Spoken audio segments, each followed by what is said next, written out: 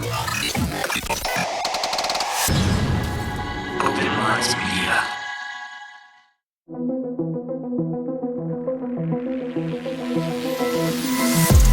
reality we live in can be a very strange place. Most of the time, fact being stranger than fiction. How will we ever start to understand this reality we live in unless we question everything? Join me and a guest as we unravel the mysteries of this reality, one topic at a time. This is Inquiries of Our Reality with Shayn Jones.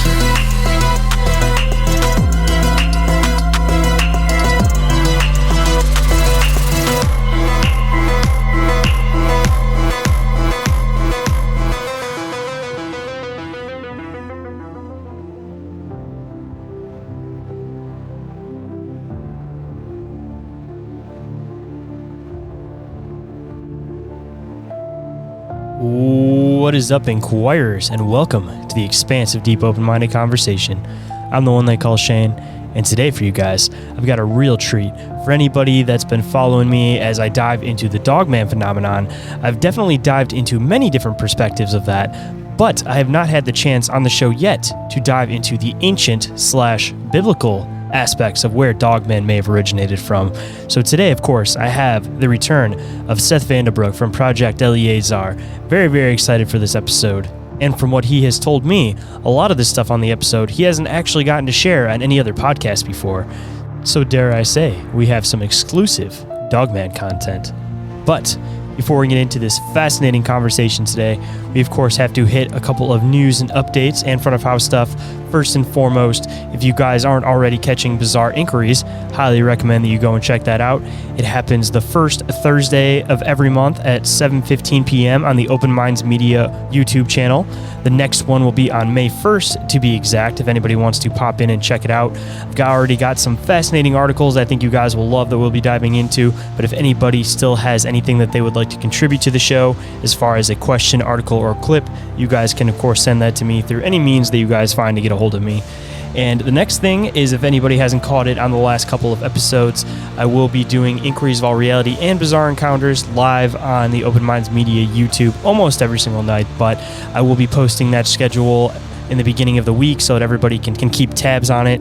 But if you don't want to have to keep tabs on it that way, you guys can always go and subscribe to the Open Minds Media YouTube channel and hit the little notification bell icon. And then anytime we go live, you guys will get a notification for it and be able to pop in and check it out, of course. And the last little thing, if you guys didn't catch on the last couple episodes, the Patreon is still currently under construction. But if anybody has been keeping tabs over there, I've been slowly starting to announce some of the stuff that's going to be coming your guys' way. It is in the benefits, and it has a little tab on it that says coming soon. So for anybody that's been keeping tabs on those, that'll probably all be getting released within the next month or so. And hopefully everybody that is an existing Patreon member, you guys are sticking around, and I greatly, greatly appreciate it. And just one last thing before we get into the show, if anyone is interested in being a guest on the show, sharing their experience or encounters, or contacting me for any reason whatsoever, you guys can get a hold of me through email, which is inquiriesofourrealitypodcast@outlook.com. Or you guys can call or text the Open Minds Media hotline, and that number is 313-364-1551. And if you guys didn't catch that number, it is available down in the show description, of course. And every single thing that I mentioned and will mention throughout the show is, of course, all available in the link tree, which is also available down in that show description. And with that, let's get into the show.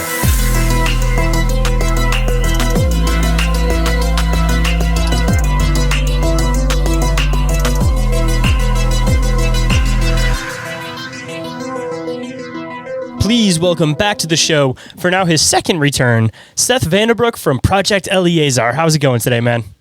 It's going well. Good to be back. Absolute pleasure to have you on, man, because I know last time we dived into a lot of fascinating stuff, and I know that you said that we had something else we're going to end up diving into today, but just because of things falling into place a different way, we're actually diving into something a little bit different, but I think this is something that the listeners are going to be very excited about, and as you've mentioned, it's something that a lot of your listeners and stuff have been wanting to hear about too, correct? Yeah, it's kind of something I've become known for, surprisingly enough. Isn't it weird how that always seems to happen on accident, that you just kind of side dive into something and then you all of a sudden kind of become known for that and you're like, oh, I didn't even mean for this, man. No, it's absolutely right. Yeah. But before we dive into this one today, of course, man, last time we kind of dived into your background a little bit, but if anybody didn't listen to that last episode, why don't you let them know a little bit about who you are, what you do, and how you got into it exactly? Yeah, so my name is Seth Vandebrooke. I am a biblical and historical researcher. My full-time job is working at a church answering Bible questions. And when I'm not doing that at home, I do historical research. I'm fascinated by the enigmas and such throughout history. So I like to say I just read a whole lot of old dusty books. I spend my time oftentimes researching in places like the Library of Congress and working with translators that help me with a lot of old texts that haven't been translated into English. So I'm that guy who likes looking at old stuff and old maps, and that gives me an interesting insight into the way that the world used to be viewed. And apparently people find that interesting. So I guess just kind of a quick side question before we get into the stuff today, because I think I kind of brought it up last time, but I, of course, have to touch base a little bit more on it. One, first and foremost, what is the most interesting or fascinating question that you've received since last time that we talked? The most interesting or fascinating question that I've received since last time we talked, because I know that you said that you kind of get some off the wall ones, you get some ones that are about context, but if there's one that's kind of stuck out to you since last time we've talked. People ask about a lot of weird stuff, but I think maybe the most fascinating one was actually just a little bit more philosophical this time. And that was just the classic age-old problem of good and evil, the existence of God. How does that all play out?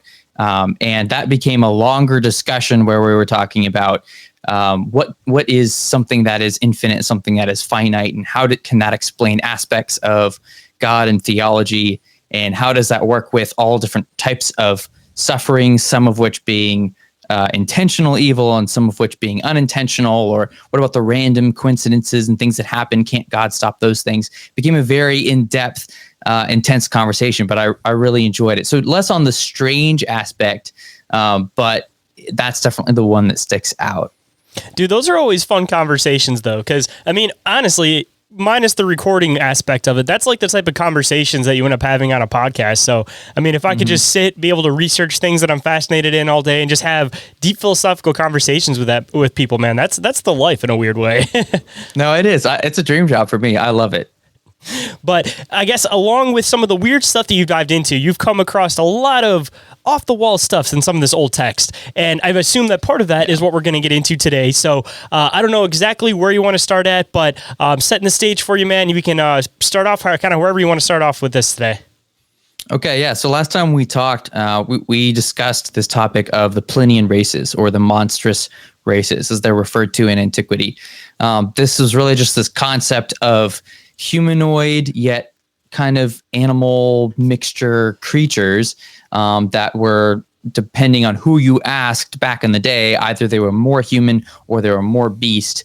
And this concept was like consistent throughout the ages, all the way up until the last 200 years. There's writings from every culture and place around the world, oral traditions, you name it. This is just a very consistent concept. I came across it by accident, really, looking at maps and reading manuscripts, and was fascinated by it. So we talked about what some of those writings said, how they described these kind of consistent concepts of specific races that were believed to exist in Europe and far beyond Europe and around the world. So we talked about that concept. And today I wanted to focus a little bit more on a specific creature, one that did come up when we were talking last time, and what happens to be the topic that people have started to recognize me as somewhat of an expert on, which is really this monstrous race referred to in antiquity as the cynocephaly, or the kanacephaloi. And that's really this Greek word that means dog heads. And this is this race of Dogman. So some people will, when you say Dogman, they'll think of modern concepts or mentions of Dogman in Michigan. The Michigan Dogman is kind of somewhat well known as a cryptid creature in America, but not a lot of people talk about ancient Dogman. And so that's where I tend to pop on a podcast here or there, talking about an ancient understanding of Dogman, how he's actually this concept that, just like the other monstrous races, was consistently understood to exist. And it was never this, oh, gee, do they or don't they exist? It was the, oh, where do they come from? You know, can we witness to them? The Catholic Church is like, hey, do we witness to these guys? There are people trying to decide, are they more human or are they more beast? But it was rarely, do they or do they not exist? Really wasn't until the last couple hundred years. Now, I say that there are exceptions to that rule. There are people every now and then where you get like a scholar like Strabo who wrote and was like, I think everybody's wrong. I don't think these things existed. And he didn't believe in a whole lot of stuff. So he was kind of the naysayer to a lot of the modern scholars. Somebody's got to play devil's advocate. Yeah. Well, and I love his stuff. It's kind of funny because ironically, his writings quote certain people like Hesiod and Homer talking about Dogman that we don't have any other copies of, but it's only because of him trying to argue against them that we know that they did write about it. So oddly enough, he ends up helping those of us who are researching the topic, even though he was writing against it. So I talked about this weirdly enough on a last show about Sasquatch, not totally related to this, but the whole idea that if you got to have both people on both sides of the spectrum when you're researching anything, because otherwise you really don't get anywhere with it. Because we're kind of getting into this discussion with Sasquatch with like the spiritual side and then like the flesh and blood side. And it's like, I know that there's a lot of arguments between both within the community, but you're getting a more well-rounded research by having people that kind of get into both camps. So kind of the same thing. It's like, you know, the spirituality movement, prime example during the 1800s, you had everybody that full blown just believed in it. They put every single dollar they had into it. And then you had somebody like Houdini, who weirdly enough was, you know, somebody you think would be like this hardcore spiritualist who went around trying to disprove all of it because he wanted to prove the actual existence of spirituality. So it's like, it's always interesting to have that person on the opposite side, because weirdly enough, they end up doing more proof than the person who's actually trying to prove it most of the time. Yeah, no, that's true. And I've been fascinated to see how in some way I've kind of become a modern voice piece for the ancient perspective in a world where all of the modern scholars that do know about this topic, it's not like, oh, gee, I'm the only one who knows these texts. Like, that's not at all my claim. There are tons of modern scholars that are writing about it, and that's actually increasing. But the modern perspective on it is that, well, of course, this couldn't possibly exist. So instead of investigating it as a possibility of it existing, really it's just assumed that they didn't exist. So let's come up with for a reason why. Let's come up with evidence for why. And so that bias is really something that I'm questioning, and I'm looking at and going, okay, no, I hear you and I see your points, but every academic that I've read, academic article and argument that I've read that argues against the existence of this ancient race of dog-headed people, which does sound wild, right? I get why they look at that and go, there's no way. But every argument that I've read doesn't actually make sense when you finish reading the full corpus of data. Every time I look at a new argument that's in an academic article, and most of them are the same. There's really only a handful of arguments that everyone's kind of just repeating and echoing. But when I read it and then I look at all the other writings that I have, there's always a handful of things that just disprove that perspective. Things like saying, oh, they must be monkeys or baboons, and people just confuse them. Or, oh, it must have been a form of racism where, oh, they're just being mean and calling them dog-headed people. Or it's the perspective of, these were people that people saw a different race, like, oh, they have a different skin color or whatever, and then associated that with a animal characteristic, and then decided, oh, we're going to refer to them as that. So things like that and along those lines. The problem is when you read a lot of these texts, it just very quickly removes those camps of thought. And so really at the end of the day, I'm just asking the question, what would be a legitimate theory that would hold up to all the data that we have? Because if we don't have a modern explanation, are the ancients right? And if they're right, who was right? Because we have different perspectives, but there's more investigation needs to happen. So that's just what I'm doing. I'm digging into it and trying to figure out what on earth is going on. just to throw in a couple of possible ideas on it. One, I wonder if people, don't want to research it just because of the aspect of when most people who aren't really like into this specifically kind of think of like the Dogman, their mind instantly goes to werewolf. And when you think of a werewolf, you think of this thing that changes from a human into a creature. So I feel like a lot of people get lost within the context. And obviously, like, every bit of folklore has an origin to it somewhere. And if there is validity to this Dogman stuff, which I definitely believe that there is, then maybe a lot of these werewolf folklores actually came from that. And people were saying that they must transform into a human because they were bipedal rather than being on the ground wolf-like. So, like, that's one possible aspect of it, is that the kind of confusion came in with, like, the werewolf lore and where exactly did the werewolf stuff come from. And then on the other flip side, just for another like possible theory on this, I don't know if anybody's ever suggested it, but, you know, specifically if there was like an island of like dog-headed people that they referred to, you know, you see some of these like tribes in Africa and stuff that they'll all wear like these helmets that are made out of clay or like something like that that's meant to like scare away the enemy so that they look like some kind of creature in the night, or they look like they have giant eyes or whatever. I wonder if anybody's ever suggested that maybe if it's one specific island, it might be a tribe of people that basically just decapitated some wolves and wear their heads around. I mean, always definitely a possibility to kind of look at it more real world like that you already see groups doing this elsewhere. So maybe it's something that's repeated in this area, but definitely would keep people away though. If you just saw a bunch of people running on the edge of the island wearing dog heads. Yeah, no, for sure. And that is one of the perspectives, because there's so much, there's so many depictions of the dog-headed people all over the world. So even like one example, guys can find this on my blog post on the Cynocephaly, on my website, projecteleazar.com. But there's this kind of famous bas relief from the Assyrian palace of Nineveh. And it shows these mercenary, dog-headed warriors who are hired to fight on behalf of the king. We're really to kind of assassinate. But in that story, people look at that and they go, oh, well, they're probably just guys wearing masks. And so that claim is made frequently, specifically with the depictions, because you look at it and you're like, oh, that's a person with a dog head. And people are like, well, they were probably just wearing masks. That's probably what's going on.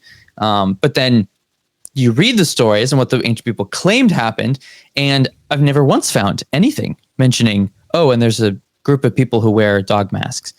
They're not talking about that. Strangely enough, they'll go into detail about here's how long their teeth are, and here's how their snout goes out, and they look like this, and their whole body is covered in fur. And some of the writings get into some graphic detail of discussing, oh yes, and these are their sexual patterns. Like, oh wow, thank you, didn't need to know that.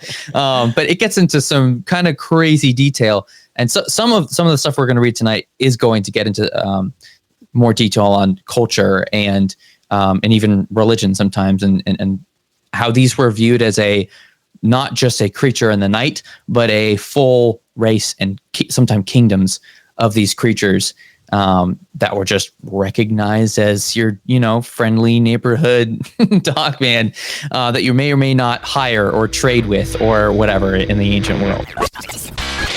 Hey guys, I just want to take a second to announce that I'm doing a free t-shirt giveaway. All you have to do to enter is fill out a quick listener opinion survey located down in the show notes. The winner will be announced once 50 people enter the survey, and the winner will get one free t-shirt of their choosing from the Open Minds Media merch store.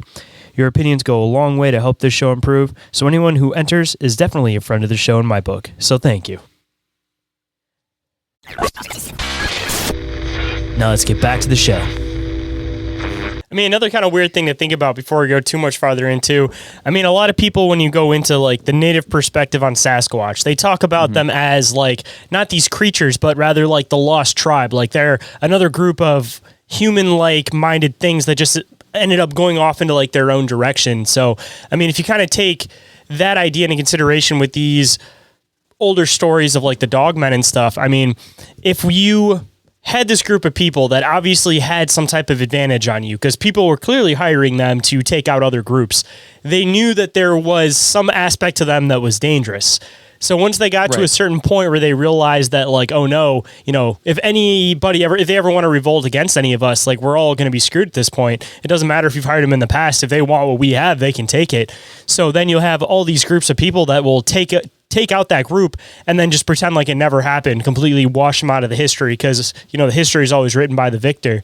So, I mean, even if there was these dog-headed races, and I mean, there might be still these remnants around that are still in the woods, which, you know, are what we were referring to as dogmen. But for the most part, if most of them are taken out, it would completely make sense that there wouldn't be anybody to retell the oral history, just kind of get thrown away. And the people that did know the stories, you know, they could transition them through the years playing telephone. And maybe that's part of where the werewolf lore came from, is that, you know, they lost the connection that they weren't humans that turned into wolves.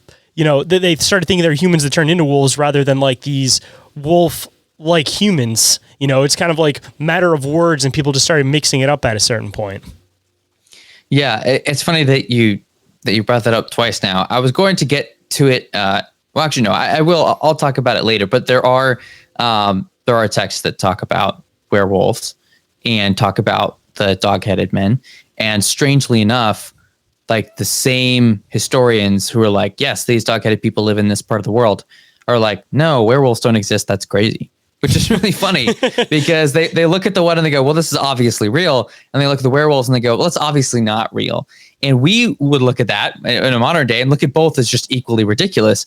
But to them, they're like, no, yeah, I mean, like people see those all the time, but you know, someone turning into the wolf, well, that's just crazy.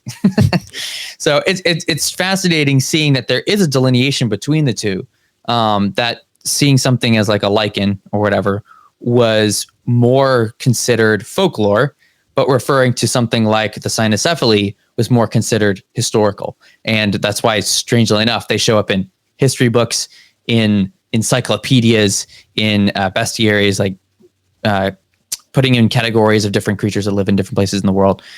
So they showed up in like formal academic literature, not just folktales. Whereas the werewolves kind of stayed in that folktale and not region, and not being believed in as much, which is a strange form of extra credibility to the concept that you had people who were considering themselves pretty rational, right? And were doing their research, and many of which doing ethnographic research, like going out to these tribes saying, well, I'm going to go investigate these so-called dog-headed people, coming back and writing about them. So that's something I wasn't expecting to find, but was fascinated at finding. And when we get to that part of my notes, we'll read through some of what those guys said. But it's fascinating to see. Okay, so this concept of the cynocephaly, this term that I know it's like hard for a lot of people to remember how to say, but that Greek word, which is really a kind of kephali would be how it would say more in the Greek, but the Latinization of it is really what most of our writings now have. So these cynocephaly, one of the oldest, a lot of articles or things you might read would say, oh, the oldest thing we have that talks about them was by Herodotus. That's really not the oldest one that we have. There's been a lot more research that's come out finding much older. In fact, like ancient Hittite cuneiform tablets, like way back close to when we think writing even started in the first place. There are these old clay tablets that are talking about these. Oh yeah, this is when we do these festivals and these rituals. This is how the dogmen come into play and perform this part of that ritual or that part of that ritual, which is wild. So that goes like all the way back to like the 17th century BC. So this is not at all the oldest one, but it is one of the more famous writings about this in the Greek. It's definitely the oldest Greek writing that we have talking about that still exists, talking about the dog-headed people. And that is this writing by Herodotus, who was later coined as the father of history. Certainly, at least in the Western world, that was more or less true. He wrote one of the first Western history books on mostly the Greco-Persian Wars, but also, okay, this country has this culture and these customs and this history, and that culture has this customs and these histories. And so he talks about all the different nations and their histories. And while he's doing that, in his book Histories, it's by Herodotus, book 4, chapter 191, he's talking about Libya. And in this area of Libya, he said, which for him was slightly different, right? Remember that the borders of countries were different. So this is basically just a region west of Egypt in his mind. He says, in that country are huge snakes and lions and elephants and bears and asps, which is a type of snake. And then he says the horned asses and the dog-headed, which that Greek word was cynocephaly, and the headless men that have their eyes in their chests. And the Libyans say, as the Libyans say, and the wild men and women, besides many other creatures not as fabulous. So he gives this list of creatures, half of which were like, yeah, that's totally normal. Snakes, lions, elephants, bears, sure. But then he mentions the horned asses, which we don't really exist anymore. Some people argue, oh, well, maybe that wasn't really a donkey. Maybe that was a rhinoceros. But a lot of people more familiar with ancient stuff think that this is actually was a type of like donkey or whatever that may not exist reference to anymore. like a unicorn or something almost. Yeah, a lot of people point to that, right? And are like, oh, maybe this is where unicorns come from. Is this constant? There was like this consistent understanding that they were donkeys, but it was like less of a horse, more of a donkey that happened to have a horn on its head. And the thing is, it wasn't like straight like we think of like a unicorn. It was always kind of like curved, almost a little bit more like a rhinoceros, but yeah, I don't know, something in between, I guess. But we have a lot of old depictions of that. So whatever the case, he mentions those horned asses, and then he talks about, just briefly mentions dog-headed men and the headless men. Headless men are also referred to as blemmies. I'm pretty sure we brought that up at least briefly. Yeah, we talked about them a little bit at the end of the last episode. Yeah, so it's to me, it's one of the crazier ones. It's like hard for me to even think about how that biology could possibly work. But they consistently show up in a lot of these writings. But when he brings them up, including the dog-headed people, something that's worth noting is that he says it. Oh yeah, those guys live over there, and completely moves on. And what's interesting about that is he's assuming understanding on behalf of the reader. So he's thinking, hey, you obviously already know who the dog-headed people are. I don't need to explain it. We're talking about a book where he explains a lot of things in detail, right? It's like, oh, this custom. Oh, you probably don't know about this, about these people, and he explains it in great detail. You probably don't know about that creature. I'm going to tell you all about that. But when he comes to this, he's just like, oh, and then obviously there's those guys, and he just moves along. But if you're reading that and you're like, okay, but I have no idea what a cynocephaly is. Like, what does that even mean?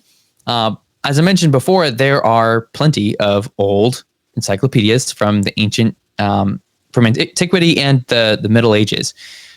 One from more the Middle Age range, really in the 13th century AD. One is actually called Speculum Maius. Was kind of like the larger corpus of it, but there were books within that by Vincent of Bouvier. So this was a well-known ecclesiastical scholar in the Dominican order. He's actually was really well known. He kind of made a splash in the academic world with his writings. The Dominican order, which he was a part of, was really this order of preachers and teachers who are focused on really an educated approach to preaching and teaching. So they were very focused on studying and learning and meditation and contemplation on a lot of things. And so he was a very prolific writer and is recognized as a very important figure in history just in general, and was a brilliant thinker that influenced a lot for his modern day modern thought. So in this book that he has, this really massive encyclopedia where he's trying to, like a lot of others did in the Middle Ages, and really ever since the first century, you'd have a really well-known scholar and he would do his best to write a really, really big book that had a whole lot of stuff in it. And so Vincent of Bouvier did that. And in this book, Speculum Maius, he writes, just as there are some monstrous humans in individual peoples, so too are there monstrous peoples in the entire human race, such as giants, cynocephaly, dogheads.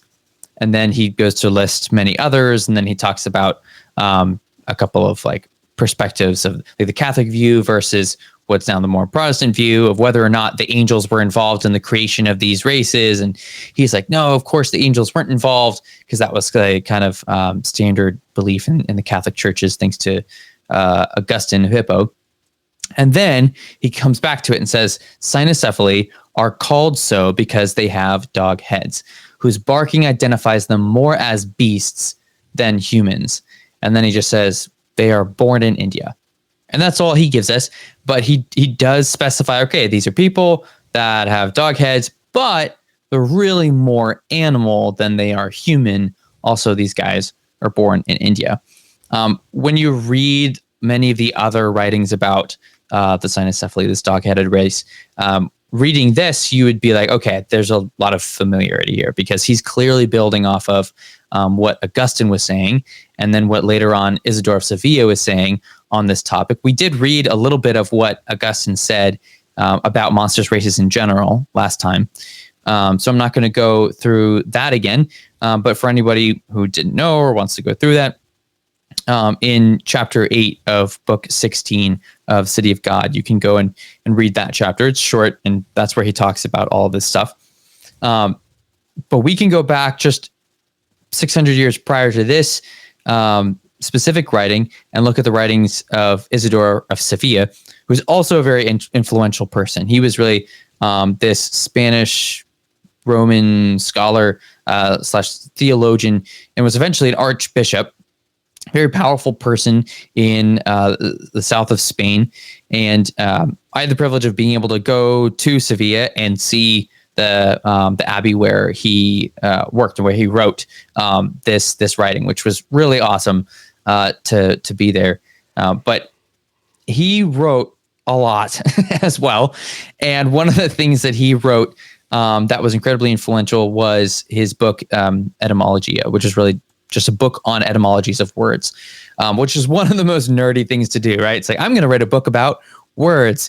So he wrote I can appreciate it, though. I like true definitions absolutely. of words, so I could definitely appreciate it. Absolutely. So he digs into it and says, okay, for all these different words, here's the history of it. Here's where it comes from. Here's what it means.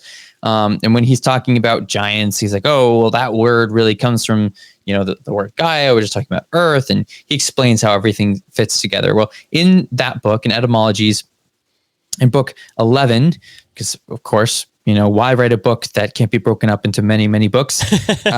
So book 11, section or chapter 3, section really 12 through 14, he says, just as in individual nations, this should already sound familiar, there are instances of monstrous people, so in the whole of humankind, there are certain monstrous races, like giants and cynocephaly, the cyclops, and others. So, slightly different words, but he's really saying a very similar thing that it seems like Vincent of Bouvier was really kind of building off of what Isidore was saying here. And then later on, he says the cynocephaly are so called because they have dogs' heads, and their barking indeed reveals that they are rather beasts than humans. These originate in India. Part of the reason why a lot of these Catholic writings keep reiterating these are revealed to be beasts and not humans is because that was a constant debate for centuries. For centuries, there would be these synods where they meet up and be, okay, are these humans or are they not? Because the consistent question was, if these creatures are more human, then shouldn't we be allowing them into churches, reaching out and evangelizing to them, trying to bring them to Christ? But one of the problems they were encountering was they were like, we don't know how to communicate with these things. Like, they're not speaking languages we know. They're mostly just barking. So they looked at that and they said, hey, these probably aren't even human because they don't have language. Now, there are a lot of pagan scholars that disagreed with that and said, no, this tribe over here can speak a couple of Indian languages, and that tribe over there can actually speak those local languages. In a minute here, we'll look at an Egyptian tribe that was believed to write and read and speak. Hold on tight, guys. We'll be right back after this brief commercial break. But in the meantime, don't forget to follow Inquiries of Our Reality on Instagram and Facebook. And don't forget to check out Open Minds Media on YouTube and TikTok. I'd love to hear from you guys, so feel free to leave a comment or spark up a conversation. I love getting to know you guys. And now back to the show. Got a quick thing that I wanted to point out, because you're pointing that out, but I kept noticing the fact that they always make this reference to they originated in India. And no matter what context you kind of view it in, because you can either view it from, the more biblical context, you can view it from there's some other otherworldly story kind of going on here, but diving into it kind of like from the biblical perspective, you get into this like whole fallen angels / Nephilim idea.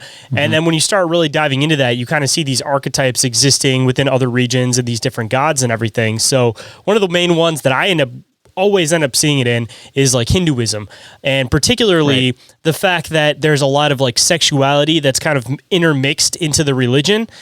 That almost seems kind of weird with me, that they bring down this knowledge, they're like destroyers, then they rebuild, they have this whole concept with Shiva and everything, and then there's like them sexualizing with things. So it almost seems like either one, if you're looking at it from the biblical concept, the whole idea of fallen angels taking a different name of something else. So it would make sense that this stuff would be in the area of India, and maybe some people are kind of attuned to this, or maybe they were just purposely wanting to place the fact that this stuff was going on in India. Or on the other side of it, if you get into the more otherworldly concept, like there was some type of like gene editing something that was manipulating genetics that was around at this time. And again, you see this existing in multiple places, like it's kind of the same group of people traveling, or different variations of fallen angels, whatever you want to call them, sitting in different places. Because even earlier when you were making reference to like the Greek stuff, you know, the whole like Greek pantheon of gods also seems very fallen angel like. And on the vice versa of that, if they were doing rituals, and as they're doing the rituals, these dog-headed things came up and did their part of the ritual, wouldn't it make sense that if the fallen angels are doing rituals, that the Nephilim, their children, would come up and help finish the rituals? Like, it's kind of, again, there's a story here, and it just kind of depends on which perspective you want to see it through. It's either this very biblical story that is playing out in a bunch of different places, or it's the story that almost kind of goes maybe even beyond that's even maybe a perspective of the same thing going on. But there's clearly this reoccurring thing that's happening here that if you put the pieces together, it's like hard to unsee once you see it. No, I actually do agree. And my personal theory is that it is related to the Nephilim, and that is where these monstrous races come from, which, you know, isn't a new theory. There are, I think we mentioned briefly last time, like in the Nuremberg Chronicle, that book and a few others do make a connection between specifically the Nephilim and those giants and these other monstrous races. Now, what's interesting from those is that tends to be from a Catholic perspective, and they did not think that was from fallen angels. And so they argued, well, these must be natural, strange monstrosities, since we don't believe that angels were involved. I'd argue that angels absolutely were involved according to the Bible. I think that Jude 6-7, 2 Peter 2, 4-6 blow that concept out of the water. There was absolutely angels that were involved in Genesis 6 and birthing the Nephilim. And so if you carry that same logic, then they already connected those concepts. They already said, hey, these guys are related. So I go, okay, well then you have a crazy looking angel over here with the head of a bull or whatever, and things like that we see in the Bible. And then over here we have a couple gods with the head of a bull and stuff like that. So it's like, well, this is looking pretty similar. And when you look at some of the depictions of the monstrous races, you see people with like 6 arms, literally looking like some of the Hindu gods. You look at, Dogman, and here's this guy with his head. Oh wait, that kind of looks like Anubis. And so you start seeing a lot of similarities between the monstrous races and the different gods of the different pantheons. You mentioned that the connection between what I mentioned with the Hittite cuneiform tablets and that possibly relating to the Nephilim being involved in the rituals is exactly what I think personally happened. When you look at Numbers 13, it lists the Hittites, that specific group, as being related to the Nephilim. And so it's like, oh, well, these guys were involved. They had descendants from these giant, fallen angel, kind of demon spawn crazy creatures. And they're talking about how, and this is how the dog-headed people are involved in this ritual and that ritual. I do see that as, hey, this is probably a legitimate connection here.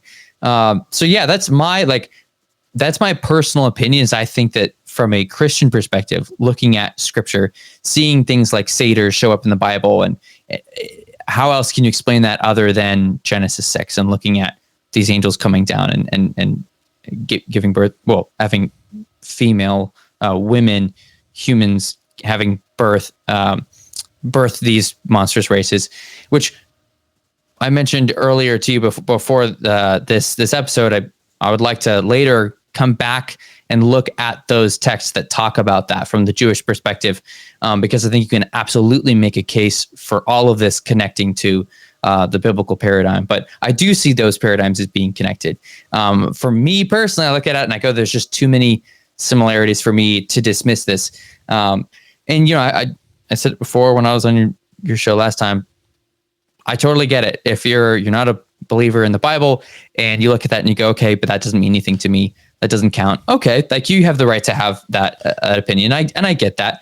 But we can still look at history and look at all these connections across religion, language, culture, time.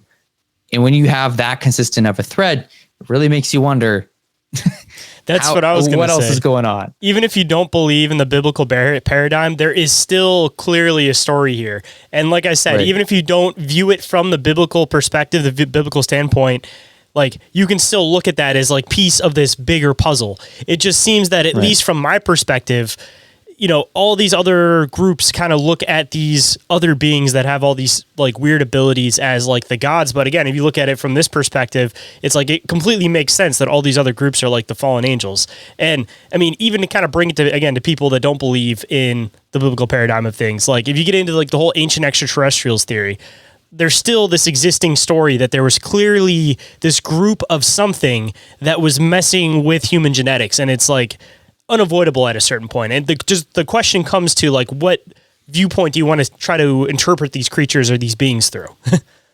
But there's, there's something there. Yeah. If everyone's saying the same story slightly differently, so there must be a grain of truth in there.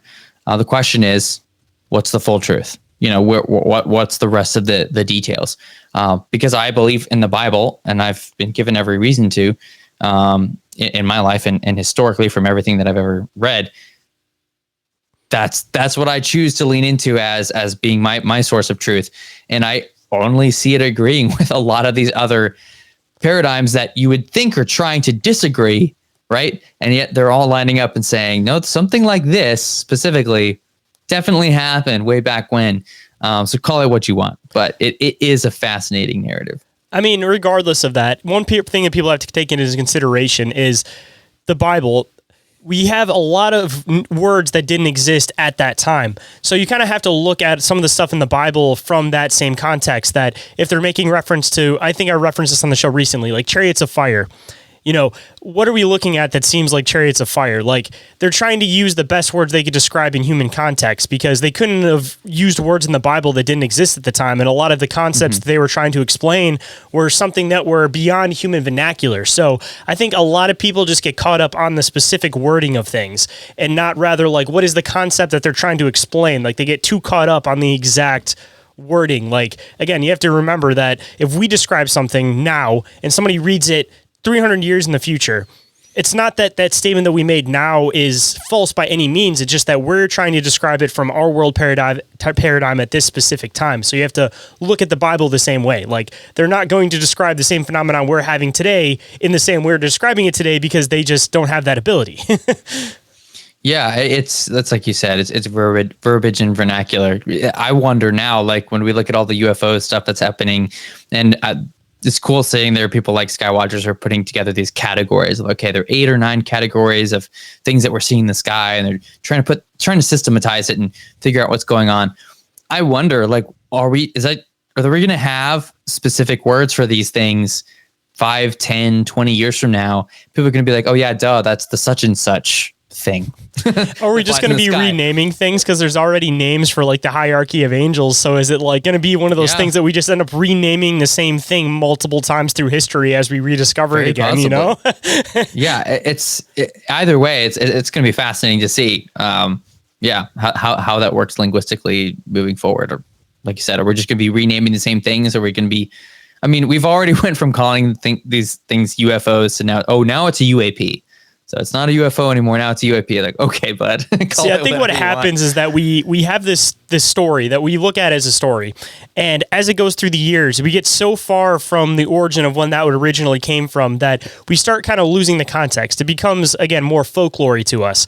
But then we start having these real world things that happen. We're like, oh God, how do I connect those? And there's some people that, again, will start diving into this stuff and reconnect them into things we're seeing in the past. Other people will just recycle and rename these things again. And then that cycle is bound to repeat again, that at some point in the future, somebody's going to look at these things that we recategorized again and say, oh, that's just folklore that people talked about 300 years ago. But we're seeing this weird thing over here. What do we call this? Not realizing it's the same thing that's been described by 3 previous groups of people. Just different names. Essentially is what's happening with the whole Dogman thing. It's like, okay, yeah, a few hundred years ago, it wasn't called Dogman. It was called cynocephaly. Like that was the common word that was used in medieval academia and even ancient academia. So it's like they had their words, their verbiage, their terminology, and now it's like, oh, you mean the Michigan Dogman? And you look at that, and then it's like, well, if you hear Dogman, most people are gonna be like, oh, it's a hoax or it's whatever. But then you hear something like cynocephaly, and you're like, what is a cynocephaly, right? And it's like, well, we're probably talking about the exact same thing. It's just that one is modern and one is an ancient. And even though we're using, different words to talk about the same thing, in reality, these things are probably connected. And it's very possible that these guys really did exist and perhaps really do exist. I've heard a lot of interesting stories that are very hard to disprove from people who are very serious about what they experience. Some of which, like, I have a friend who has a friend who is a judge and swears that he saw Dogman in, I think it was Ohio. And so it's like, this guy's a judge. He's an elected official and he's swearing, this is what I saw and this was my experience. So I look at that, I'm like, okay, that is, this isn't a wackadoodle, Uncle Dave who's like, no, I swear, I saw something in the woods. Like, this is a guy who's like, hey, I am an elected official. I'm a judge. It's my job, to be rational. And that is what I saw clearly in person, however many feet away. Right. So you look at that and you're like, man, maybe something's really going on. Maybe there really are some left. Maybe, there's a remnant of these dog-headed people that have legitimately existed for thousands of years because we've always been talking about them. And only now are we disbelieving in these things that perhaps are still among us. It's a crazy thought. And it's, if nothing else, if you don't have to believe any of it. It's just an interesting story, it's just an interesting thing. And that's part of why I've continued to study it, because regardless of whatever the truth ends up being, it's been a wild ride. I mean, fun. Even if you end up finding an end to it, it doesn't mean that they didn't exist at one point and now they're extinct and you may never find a remnants to them. Yeah. But, I'm down to sign a petition to change the name officially back to cynocephaly rather than Dogman, because maybe people would take the research a little bit more seriously. Because, if somebody says like, oh, I study the Nephilim versus if somebody says like, oh, I study Sasquatch, like one, it sounds a little bit better. It gets taken more seriously. So like if somebody says I'm a Dogman hunter versus like, oh, I'm a cynocephaly investigator, like it sounds better. Maybe people would take it a little bit more seriously. Yeah, it may be. And I would sign that petition too. Maybe we can figure something out. I mean, same issue with maybe some of the research too, though, because sometimes it's just the verbiage. Because like you hear about cynocephaly, yes, this is something that maybe we should do some research into. But you're hearing werewolf, for example, or you're hearing any of these other things, and again, it sounds more folklore. People kind of throw it out. Same thing that they were trying to do, like you mentioned, with UAP versus UFO. Yeah. Like the whole intention was that they knew that UFO kind of disappeared into the existence of, some of this off the wall stuff. So if they want people to take it seriously for the sake of doing government research onto it, they have to rechange the vernacular so that it's a different thing so people take it a little bit more seriously. So again, I mean, maybe that's part of the problem. We just need to rename it back to what it was, and then doing this research will get a little bit more justification because it will just sound better in the vernacular. Yeah, I think you're right. And I think it'll take some time. I'm hoping that I don't remain the only person who's talking about the academic, side of this Dogman story. there's no one else that I know of or that I've heard of, but I'm hoping that, there'll be more people who are just curious enough to dig in and investigate. And I do get it. Like, it's not, I know that I'm the type of person who goes a lot further than most people are going to go, right? I'm going to read, 10 old, long, boring books before I find that one line that, brings up evidence for something. And I'm comfortable with that, right? And most people do not want to make the time to do that, let alone, okay, yes, you read an academic article, and now are you going to go search and find that original primary text and confirm that those words were actually said? Most people aren't inclined to do that. But that's a really important part of the research. It's a really important part because yes, there are blogs and articles, and there's even a Wikipedia article on the cynocephaly. But a lot of the stuff that's out there on the internet is wrong, or is almost right, or mostly right. But there are plenty of errors, and there is kind of that academic version of telephone, right, where you're told, hey, well, but this scholar said this in this academic article. Like, they must have double checked it. And I can't tell you how many times I'm going to double check it anyways. And I'm like, they quoted it wrong. They never said that. Or I have no idea where that, scholar got that quote from, because they're taking it out of context. Like, they forgot a couple words before at the end of it, they kind of fits the context. Sometimes it's drastically wrong. And that's what really spins my head. For instance, I have to update my blog article on the cynocephaly that I did 2 years or whatever ago, because I had quoted a scholar who quoted Berosus, who was, what was it, 3rd century BC, wrote his version of creation, kind of his take on the Enuma Elish and their version of Genesis and where everything came from. And in that, he talks about the dog-headed people. And so I had quoted this scholar, but I finally, it was just 2 weeks ago, went to the Library of Congress, requested that text, because there wasn't any copy anywhere else. I reached out and they're like, yeah, there are no places where you can buy this book. And so I had to go in, request it, wait for an hour. They'd go into rare collections, bring out this book. I read through it and I'm like, this is completely different than the quote. Like, this not even remotely the same thing. Yes, it did talk about them, but it just didn't say the same things. And so I don't know. I don't know where that individual got it from. I don't know what happened along that game of telephone, but that stuff does happen. And so even academic articles, while we want them to all be accurate, just aren't always accurate. And so that's what I do. So I'm going in and I'm going to double check everything and find those original primary sources and confirm, was that word actually used, or did they change it? One of the things that I've noticed in a lot of English translations of original texts in letters or encyclopedias or whatever that are talking about this topic is there is this bias that, one of the prevailing theories is that they were just misidentified baboons. And so I've read letters and translations where it says, oh yes, and there live the dog-headed baboons. It says baboons, but then I get a hold of, and it's not normally too hard, I get a hold of a copy of the original text, not the physical, but a digital version of it. A lot of libraries like the Vatican or whatnot will have digitized version of original manuscripts.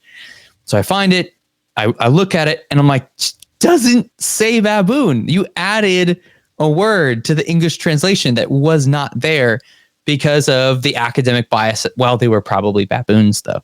So stuff like that happens all the time, where there are biases that lead towards mistranslations or misinterpretations. So it's something you're kind of constantly fighting against when you're trying to study something this niche and this disliked by modern scholars.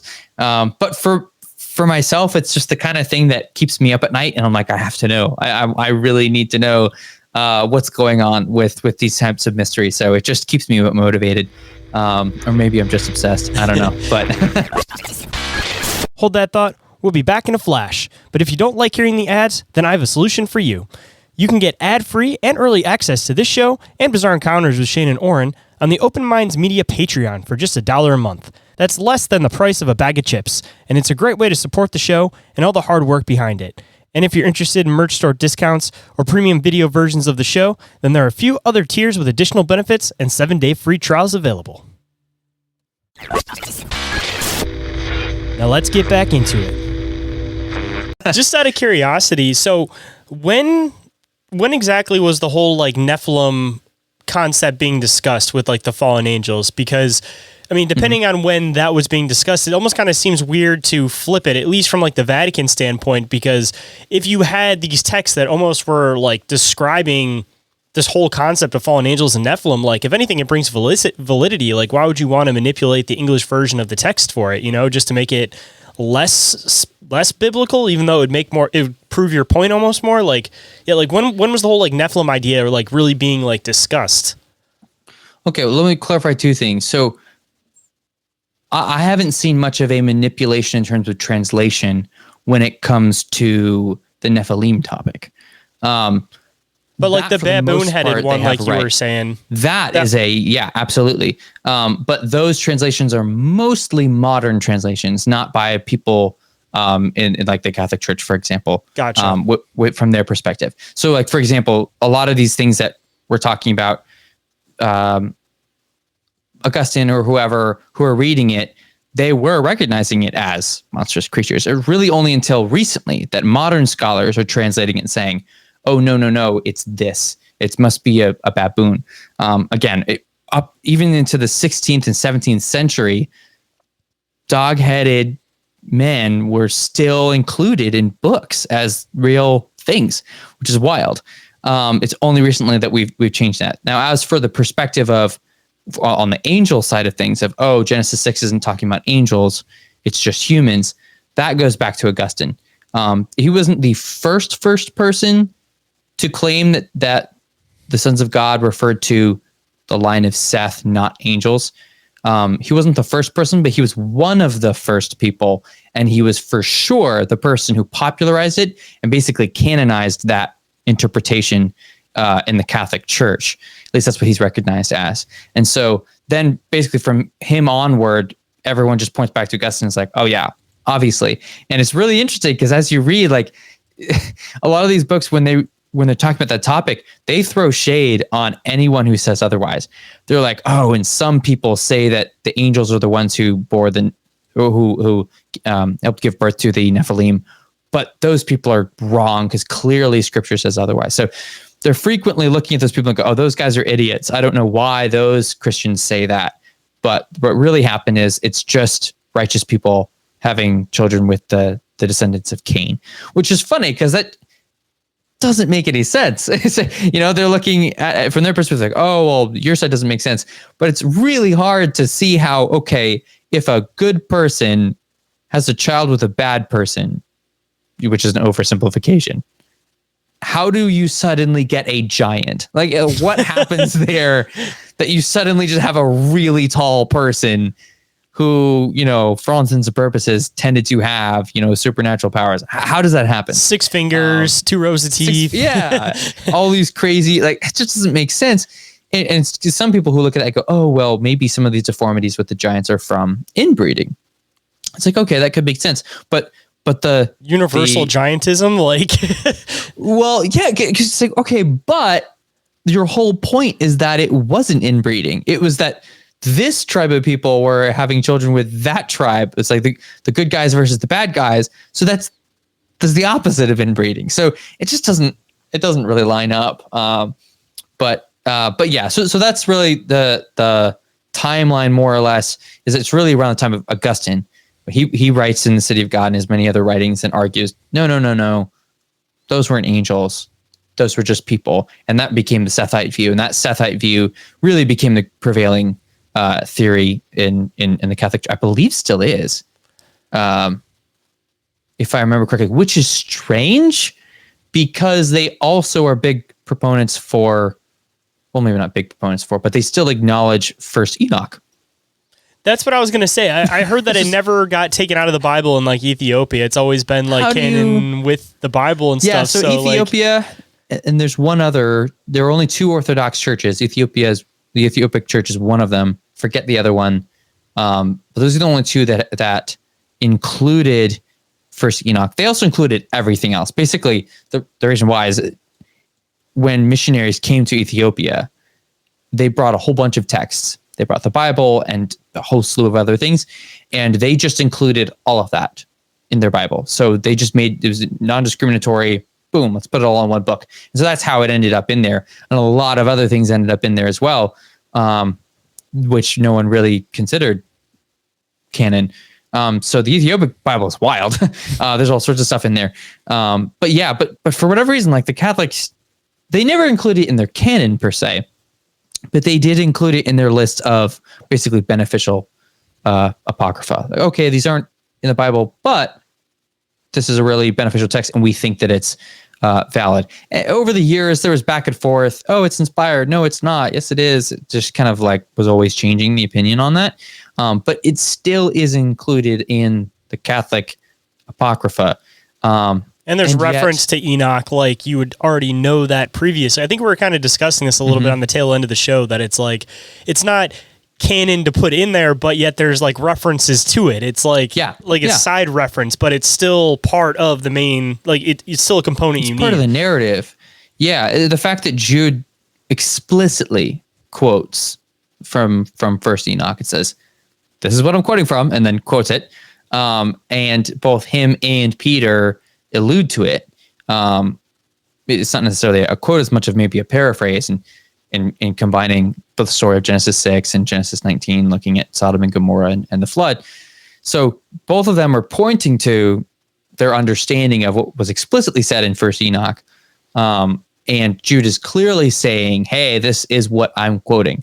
So yes, like there is more validity to that than other apocryphal texts, simply because they're using that to make a point. It was, if whatever you want to say, First Enoch was it is a valid representation of what common belief was on those topics. So whether or not you want to believe it's inspired is, up to whoever's preference.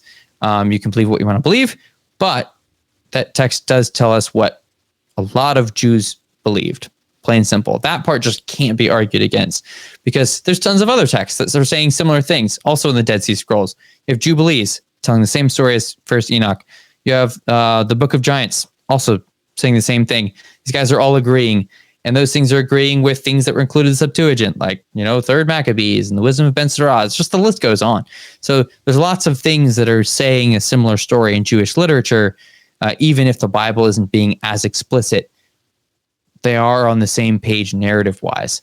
So yeah, maybe that was an over-explanation. I mean, one led into the other, so it would make sense for both of them to be able to have interchangeable text realistically, because it was all the same up until a certain point, and then there was the split off anyways. But let's see, what was I about to bring up? So when it comes to the whole discussion on Nephilim, fallen angels fitting into this whole idea with all these monstrous races, like this is still a semi-recent topic of discussion. Like a lot of, like, they were acknowledging the fact that there was possibly these monstrous races, and they were also kind of looking at the fallen angel concept, but it wasn't until like relatively recently that they kind of put two and two together, and they're considering like the giants and all these possible monstrous creatures as being the Nephilim. Or was it already a context that was getting put on this, like back with like Augustine and everybody?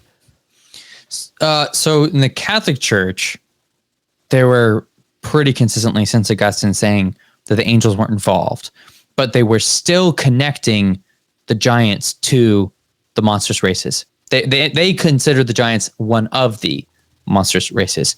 And so there was a consistent narrative understanding that, narrative with the understanding that the Nephilim in the Bible were somehow related to the monstrous races that everyone acknowledged existed. Other Christian factions still acknowledged the Nephilim as being born from humans and angels, but the prevailing Catholic perspective was unwavering on no, they were not angels. So both views existed at the same time, but in different Christian traditions, if that makes sense. No, that makes sense. So I don't know where you want to hop back in with this exactly. I didn't mean to like side tangent on to a bunch of other different stuff, but I already know that if I keep going with that, it's going to open up a whole other can of worms. But the whole like Nephilim debate when it comes to all this stuff, like I said, it seems like it's something that, you know, when I was growing up, maybe it's just a matter of just certain groups don't really talk about it, but it almost seems like it's a relatively recent phenomenon that people are making these connections. Like I didn't realize that it went back that far. So I'm glad you had some of the verification with that, because it's been kind of in my mind that it's like we see these pieces, like how long has this even been around the vernacular for? Yeah, we can, you know, maybe we can do an episode on that later. I've done an episode on that on a different podcast where we specifically were looking at, okay, what was the word on the street in the ancient world from a Jewish perspective when it came to the Nephilim? What do they understand to be? Where do they come from? You know, we looked at a whole bunch of texts and saw what that common understanding was. So yeah, that's totally something that we could get into later. But as for where we were at with the cynocephaly, so we talked about Herodotus and a couple of two encyclopedias that refer back to that, defining what that word was, what it meant. Yes, this is what we're talking about. These are dog-headed people. But from their perspective, that's this Catholic perspective, they were natural and they were more beast than man.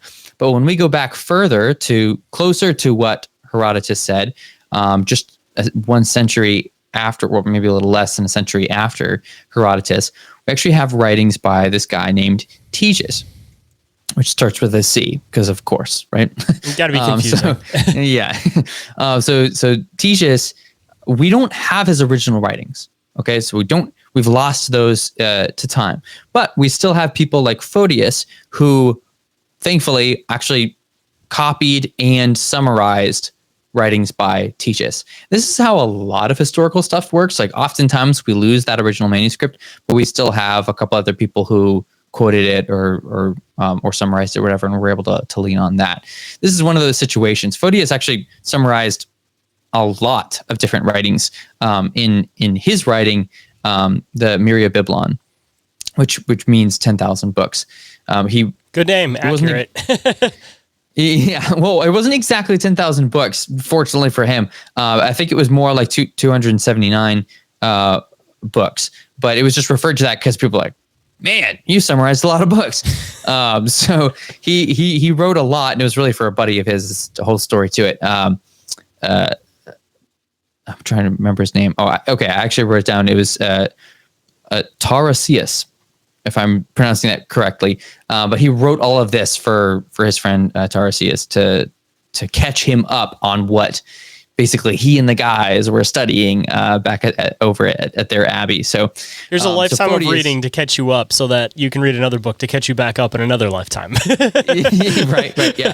So he writes about all these things. And what's interesting is his copies of what Tejas said are significantly larger than all of the other summaries that he gave. On average, it was more or less 400 to 500 words per summary. It was just kind of a brief summary. Hey, this thing talked about this and said that.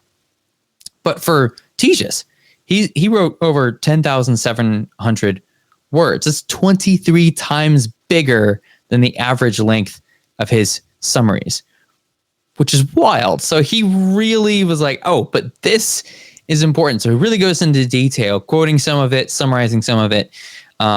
And when he's writing about it, he's making these kind of comments about like, oh yeah, and he kind of said this and he kind of said that. And when he's saying that, he says that Tejas, he says he differs almost entirely from Herodotus. So we just read from Herodotus, well-known historian. Now, Tejas is saying, Herodotus was wrong. And he's writing all these things that were counteracting what Herodotus was saying. And he says, whom he accuses of falsehood in many passages and calls an inventor of fables. So he's totally throwing shade on him. He's like, Herodotus, he's wrong about this and he's wrong about that. He's wrong about all this stuff. So you would think that this guy would be like, oh yeah, no, like Herodotus is crazy. He believes in these dog-headed people. But no, Tejas goes into even like way more detail about these dog-headed people. He writes a considerable amount on these guys, specifically these 3 paragraphs where he describes them in India. So this is what we're pretty sure most people were referring to when they're like, they originate in India, they originate in India, they originate in India, because people like Tejas in their older writings, the only place that they mention them being is India. Now, overall, just to set the record straight, India is not the only place that these guys are talked about being. They're actually across time, because there's like thousands of years of people talking about this stuff. They do seem to show up in every continent. But further back in time, for the most part, the 3 places that show up the most are India, Ethiopia, and Libya, for whatever reason. But as time goes on, they're even mentioned being in Europe. And there are oral traditions of them being in all the way over in Hawaii, which is crazy, in South America. So there really are stories about these guys everywhere. But India really seems to be a focal point for whatever reason. Just to throw this in here, and weirdly enough, this actually popped up exactly with the name of who we're talking about.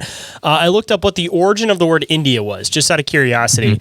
And it says the name India is originally derived from the name of the Indus River that has been in use in Greek since Herodotus. The term appears in Old English by the 9th century and reemerged in the modern English in the 17th century. So what I'm assuming is when they're referring to India, they're probably referring to anything that's beyond that river or by that river. So they might not even be referring to like what we're looking at geographically as India, but rather like everything beyond that. That's just India. Yeah, no, you're right. It is vague, and over time, like I said, the borders are drastically different depending on where we're talking about. And so some of these people who refer to it are a little more specific, and they're like, hey, there's this specific river and there are these mountains over there and they're over in that region. And others are like, it's somewhere in India. so some of them are really vague, and some of them are a lot more specific. Tejas, when he's writing about, he's somewhat specific. He does mention a mountain range. We're not totally sure which one. He does mention a river. So it's a little bit more specific, but it still doesn't say exactly where it is. And it's pretty hard to line it up with modern maps. But what he says in this writing is, this is a quote I'm reading. He says, on these mountains, because he was already leading up to it and talking about these mountains in India. On these mountains, there live men with the head of a dog, whose clothing is the skin of wild beasts. So, okay, they're wearing animal skins. They speak no language but bark like dogs, and in this manner make themselves understood by each other. So he's like, they have this barking language. They don't really talk in a normal way. And this does differ. Like some people say, no, it's more of sign language. Some people say, well, they can speak a little bit of this local language. There's variation here, but this guy leans more towards them not speaking a known language, but instead more so barking. I believe he also mentioned sign language. So he then says, their teeth are larger than those of dogs. Their nails are like those of animals, but longer and rounder. So a little bit more humanish, but they're still really long nails. They inhabit the mountains as far as the river Indus. So there you go. Mm-hmm, yep. Told you.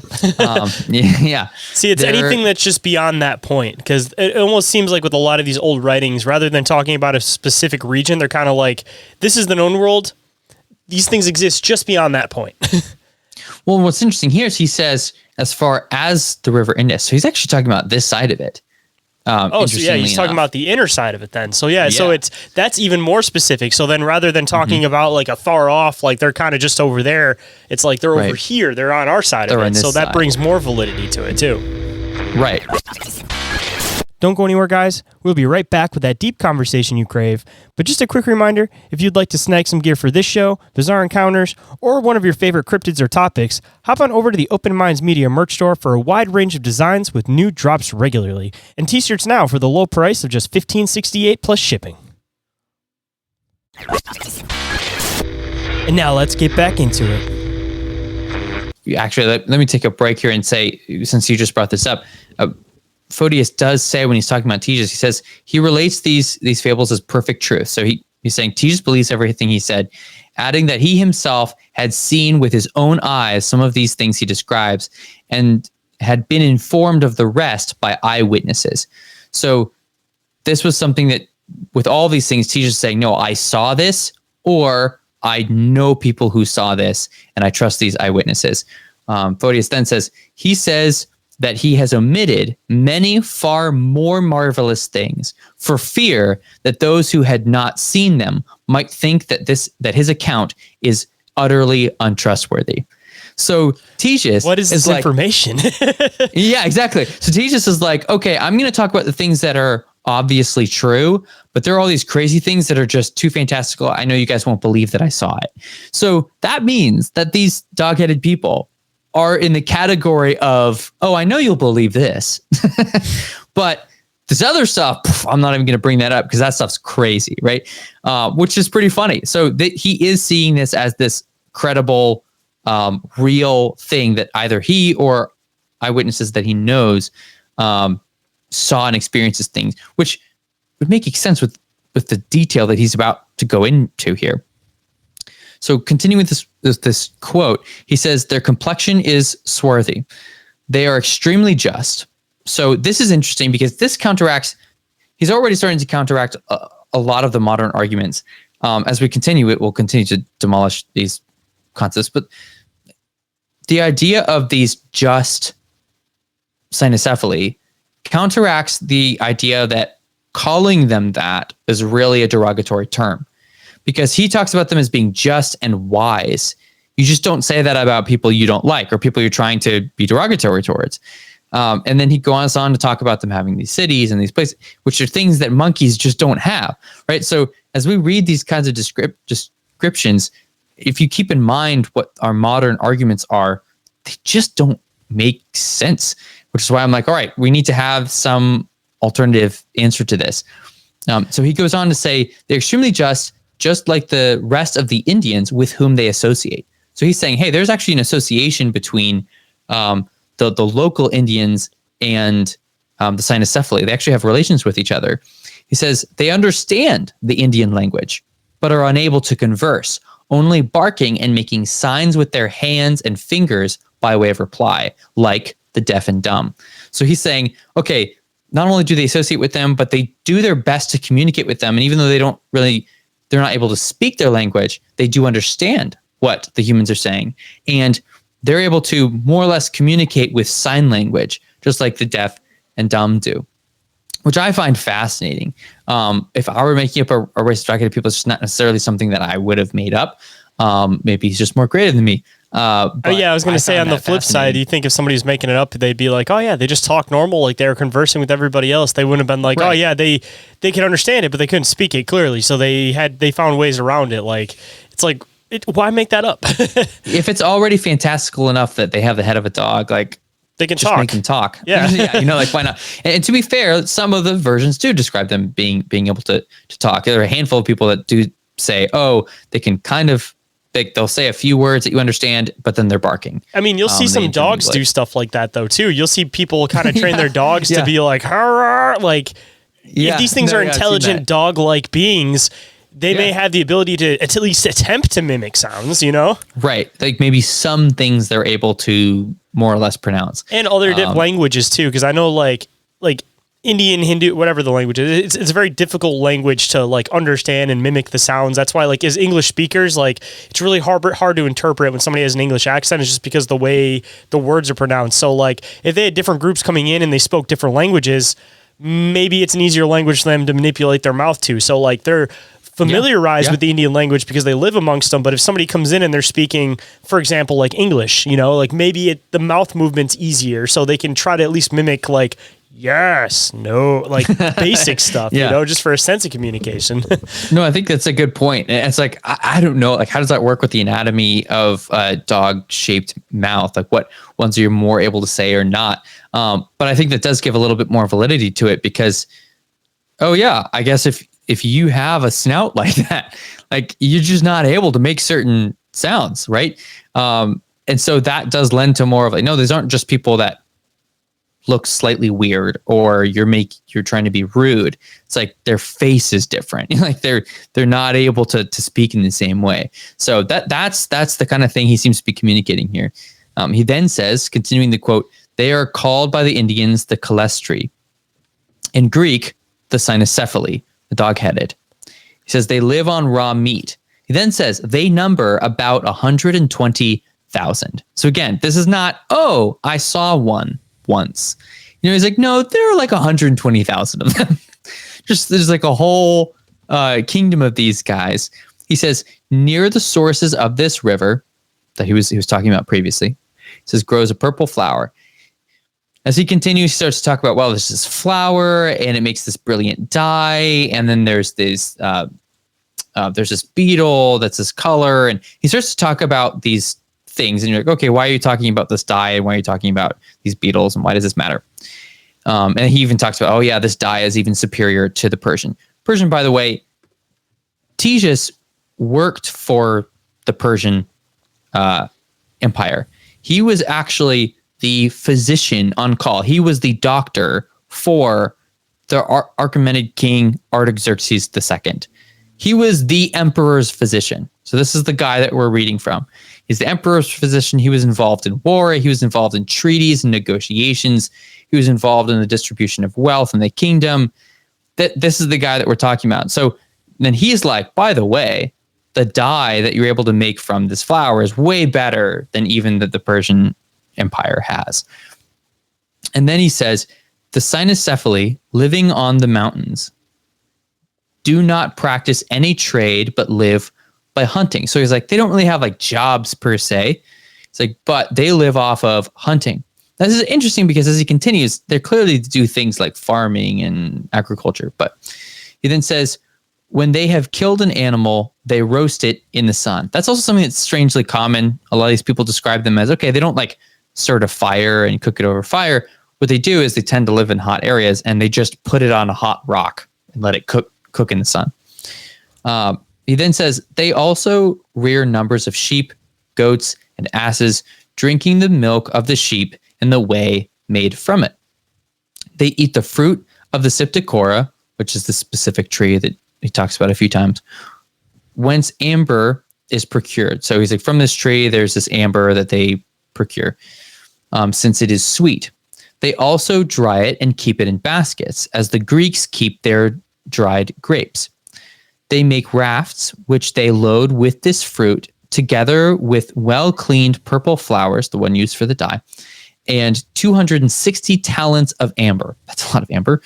With the same quantity of the purple dye and 1,000 additional talents of amber, which they send annually to the king of India. It's like, okay, this is why they were bringing up these resources. So they're like, okay, there are these specific resources that are unique to the area where they live. They gather it up. They have tons of it. And every year, annually, they put them on rafts and they bring them down to the king of India. Just to bring in another weird connection I was thinking about here, I mentioned a little bit earlier the whole idea about, these guys becoming a problem and them taking them out. Another reason behind that, possibly, who wears purple? It's the royalty. It's the royal color. Mm-hmm. So if royalty was like, wow, this area has the most beautiful purple in the entire planet, and I want to be the only person that possesses it. I mean, that's just another reason that you could add on where, one, they can use an excuse to say, all right, if we don't take these people out first, they're going to take us out. But in the process of it, of course, you're going to take resources. And if they have this brilliant purple, that's like an ideal reason for royalty to have a reason just to go in and just wipe them out and take the resources. Because specifically purple is the reason it was worn by royalty, for anybody that may not know, is because it was the absolute hardest color dye to come across. And especially in a hard color, like to make a full garment in purple was extremely expensive. Like, so it would almost be like going into this region stealing gold at that point to steal purple dye. Well, and with amber too. Amber, even now, is a very rare resource. It takes a long time to form.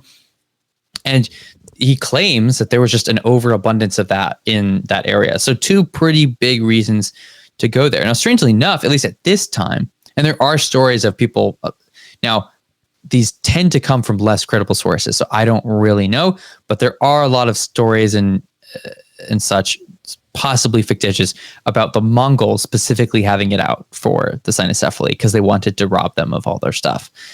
So who knows if there's any validity to that, but it was a concept. There were mighty kingdoms that were like, we want their stuff and we don't like them because they were a threat.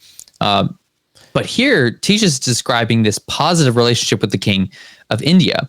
He says they exchanged the rest for bread, flour, and cotton stuffs with the Indians, from whom they also buy swords for hunting wild beasts, bows, and arrows, being very skillful in drawing the bow and hurling the spear. So they actually come into India, they bring their stuff, then they trade, they make the money, then they use that money to buy weapons, which you wouldn't sell weapons to people, this massive army of, dog-headed, scary people, if you didn't trust them. So there seems to be a surprisingly strong alliance between whatever Indian kingdom this supposedly was and these cynocephaly. They're trading resources and food and spears and bows and arrows and all that. And it's interesting that he points out, by the way, these guys are really good with bows and spears for whatever reason. He then says they cannot be defeated in war since they inhabit lofty and inaccessible mountains. So in terms of defense, he's like, dude, you just can't take on their kingdom because there are these really inaccessible parts of the mountains. And so it's impossible to get your army up there and fight with any advantage. He then says every 5 years, the king sends them a present of 300,000 bows and as many spears, 120,000 shields, and 50,000 swords. That's a lot. And part of me is like, every 5 years, like, what are you doing with that? But when you look into history, swords break, shields break, like those things get worn out and destroyed. And so if it's every 5 years, this does give some indication that they were actively at war with other nations. It also brings in the validity too of how easy it would be to possibly take them out when you're ready for that right opportunity. Because if you know every 5 years they're going to be completely out of weapons, they're going to need them. You already got all these 5,000 storage ready. If you already got people dropping them off, they're out of weapons. How hard is it to take all the rest of the resources at that point? And they wouldn't even expect it. You'd come in and just annihilate them. Like the analogy I'm seeing with this almost kind of reminds me of like the Spanish with the Aztec, for example. That it was like they come in, they're like, oh yeah, everything's good. Let's do some trading. And then one day they're like, all right, so that gold you got, we're going to take all that. It kind of seems like this. Like we had this trading, there was this back and forth, everything was good. They kind of discussed they're a little bit more primitive than them. Then one day they're just going to be like, all right, so this purple and this ember you got, we're just going to take that. Yeah, this is ours now. Yeah, it's very possible. And if you know that they're all coming down to trade, right? It's like, that seems like the most vulnerable time. If you can't get to where they live and attack, it's like, let them come to you, right? So it's very possible. Now, it never says, and I haven't read anything that says that it was the Indians that fought them and overthrew them. I've yet to find something that says that, but who knows? It's very possible, or that it was somebody else who took advantage of that situation. Just to throw this in there too, there's all these ancient like Indian temples. I don't know where the exact locations are, so I'm not going to say maybe it's a direct correlation, but there's these ones that are like built into like the side of like rock, and everybody's like, how is this created? Like it almost makes you wonder if that could possibly have some connection with this. And also just to throw this in here because I want to play devil's advocate, the whole idea of in India, there's those like abandoned temples where there's just like a bunch of like different types of like apes essentially all around them. On the flip side of that, one, it's definitely an option that maybe they were seeing baboons in these temples, assuming that they were like whole complexes. But on the flip side, that could have been a phenomenon that happened later on. And now we're connecting it. People are saying, oh, it must have been, the baboons hanging out in these temples when, actually it could have been that later on that was a phenomenon that was happening and people just started connecting the two, But I know that there are a handful of temples in India where they're like overtaken by different types of like apes. So I mean, like maybe there's a connection, maybe it was something that was made later on, but just had to throw that one in there. Yeah, there was a lot of respect or even sometimes like worship of the various types of apes, and baboons were significant in a lot of those cultures. And that's part of why I think, well, it's interesting because that goes. But wouldn't they have known baboon those though too? That's the thing. At that it's point? like what a baboon is though, and you recognize that. So there's this clear difference. And even with writings from people like Pliny the Elder, in the one section, he actually talks about baboons and even uses the word cynocephaly. It's like, oh yeah, the kind of dog-headed baboons. And so you're like, oh, see, they're apes. But in the other section, he clearly refers to them as a race of men. And so on one, he says dog-headed, cynocephaly, men. And then the other one, he says dog-headed, and then he says baboons, and he actually is saying apes. And so there is a delineation. People go, okay, these are the baboons, and yes, they're dog-headed looking, but then these are people. They're this race of, humanoid people, and they're not these apes. And so that's where a lot of the confusion can come in, because you can, if you just look at some of these, be like, oh, see, I have a basis for an argument that they were baboons. But in reality, it's like, yeah, but if you look at all of it, these scholars were acknowledging two very different concepts. And while they would use that word, for example, cynocephalus, that is the singular form of the word cynocephaly, because cynocephaly is plural, in the Latinization of that word. Cynocephalus is a word that's used when the Greeks were talking about Anubis. Because why? He's dog-headed. Just makes sense. And so they would use that to refer to something that wasn't even necessarily the race of men that they were referring to. Over here, they would say, oh, yes, the cynocephalus god or whatever, right?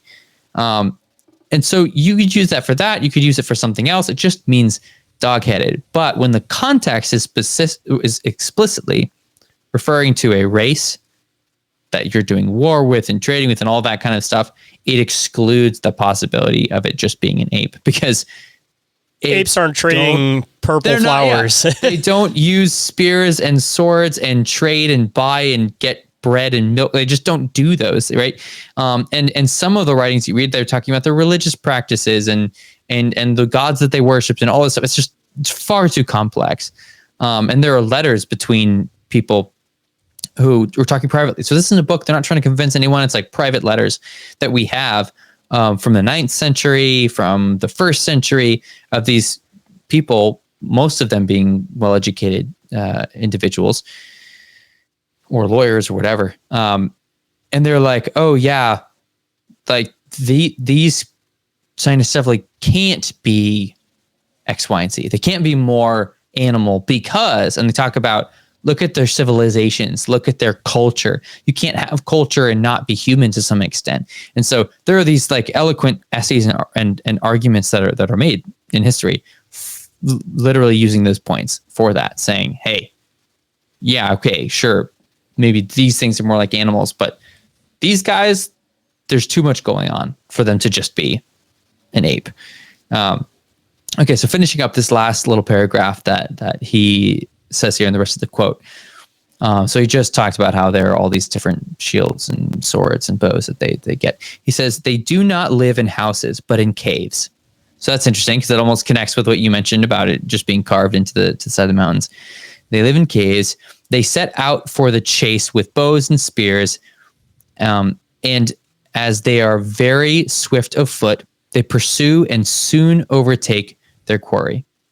The women have a bath once a month. This is so funny to me. He starts getting to their hygiene. The women have a bath once a month. The men do not have a bath at all. This sounds about right. They got to show off their dominance, the male prowess. Yeah, that's right. It's like, hey man, I got to mark my territory. But only wash their hands. So it's interesting that he's saying these guys do wash their hands, but the men don't bathe their full body.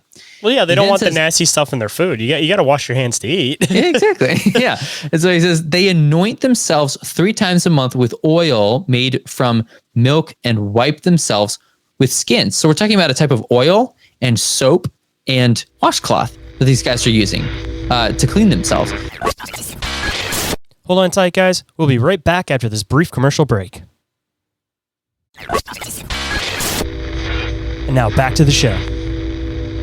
Now, something that's interesting, my sister was in India for 6 months. This was a while ago. But with some friends of ours, it was really awesome. She got to hike the Himalayas and meet shepherds and do all this crazy awesome stuff. And when she was there, she witnessed, she was like, oh yeah, in India, people put oil on their head and on their body because it keeps away certain like gnats and bugs and stuff. And so it would keep their hair healthy and keep them, keep certain bugs and things away. I was like, oh, that's an interesting point. So she's like, yeah, of course they would put oil on. If you're covered in fur, it would only make sense to treat your hair with oil. I mean, even on the flip side too, just to throw this in there, like the Roman baths and the Romans, they used to use oil, and then they used to use like a knife and basically just pull it off of their skin. So it's like, right. even amongst the Romans, like putting the oil on your skin and like basically just like wiping it off it was a way they bathed themselves too. Right. It makes sense in the ancient world. It was what you had to work with. Two birds, one stone. Like you said, keep bugs away, keep you clean. And I'm sure it also probably had like garlic, different things like that mixed into it, I'm sure at some point too, which probably helped to be antibacterial and stuff. So yeah, just mixing stuff. And it says here, it specifically mentions like made from milk, right? So that's how we make soap. That's just what soap is. It's the oils from milk. So I find that fascinating. Here they were already making soap, way back then. And then he says the clothes of the men and women alike are not skins with the hair on.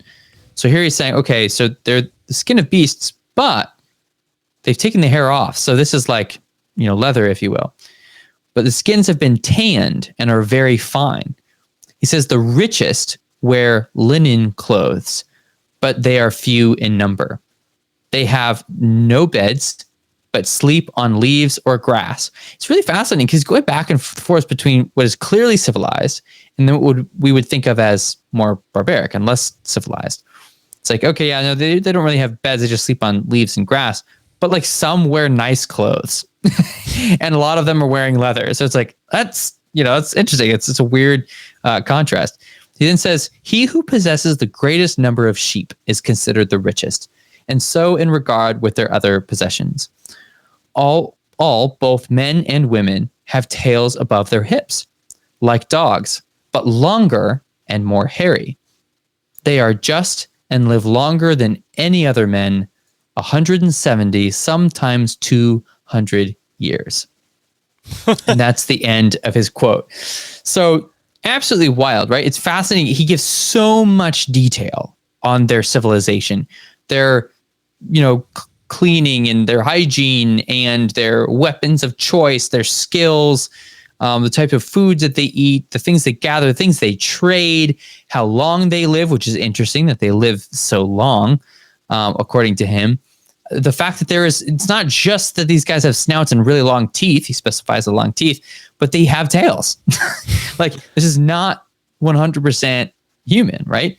So this to me is a fascinating account that absolutely disagrees with what a lot of the modern narratives are about science stuff, like saying, oh, these must be monkeys. It's like, I'm sorry, but that doesn't track with this. And it's not, if this was the only writing I had, I wouldn't be that confident in saying that it's not valid. Because you could say, well, what if he's wrong? What if it's made up? What if it's misquoted? You could hold litany of things. The fact is that these type of writings are so consistent, that there are so many long, detailed descriptions of them saying similar things.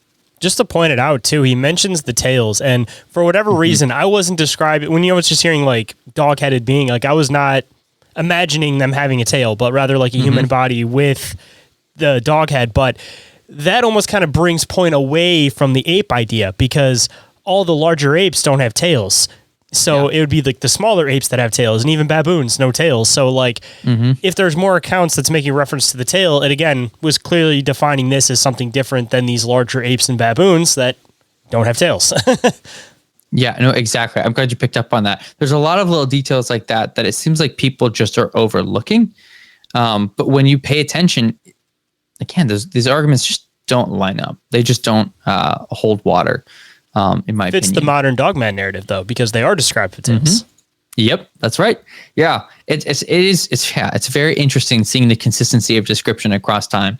Now, what's fascinating is there are different versions. Like sometimes it's a different type of dog. Maybe it's a little more jackal looking, or maybe it's more like a Marco Polo, which we'll read in a minute here. He refers to them as looking at bull mastiff dogs, which is fascinating. So like significantly different dog face, but then the rest of the stuff seems to be pretty similar. This may be relevant, it may not be, but I'm still going to point it out just because I did make this connection randomly. One of the main one of the main things that they were trading was ember, right?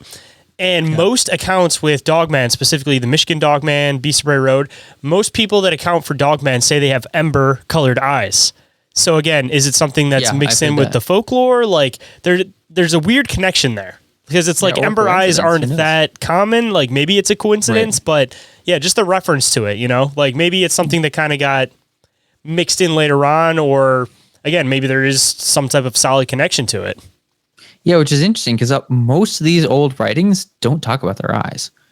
It doesn't really come up. It's really more the modern stories that we get people saying, "Oh, it's either they'll say like reddish or amber."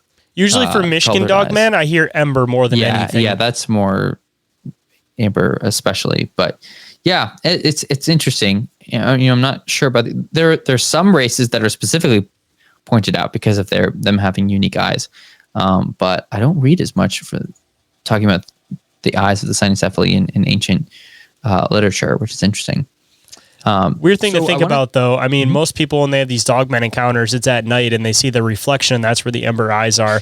Maybe the reason why they never made the connection is because, assumably, when these people are coming and trading with these things, there's probably during the day. They're not coming here at night. They don't want to mess with these Dogmen at night. So, like, maybe their eyes look normal during the day, but when you get some type of light on it at night, that's when it looks like it has that ember look to it. But, maybe the Dogmen during the day don't have that full ember look to their eyes, but how many people are seeing a Dogman during the day and talking about it, Right.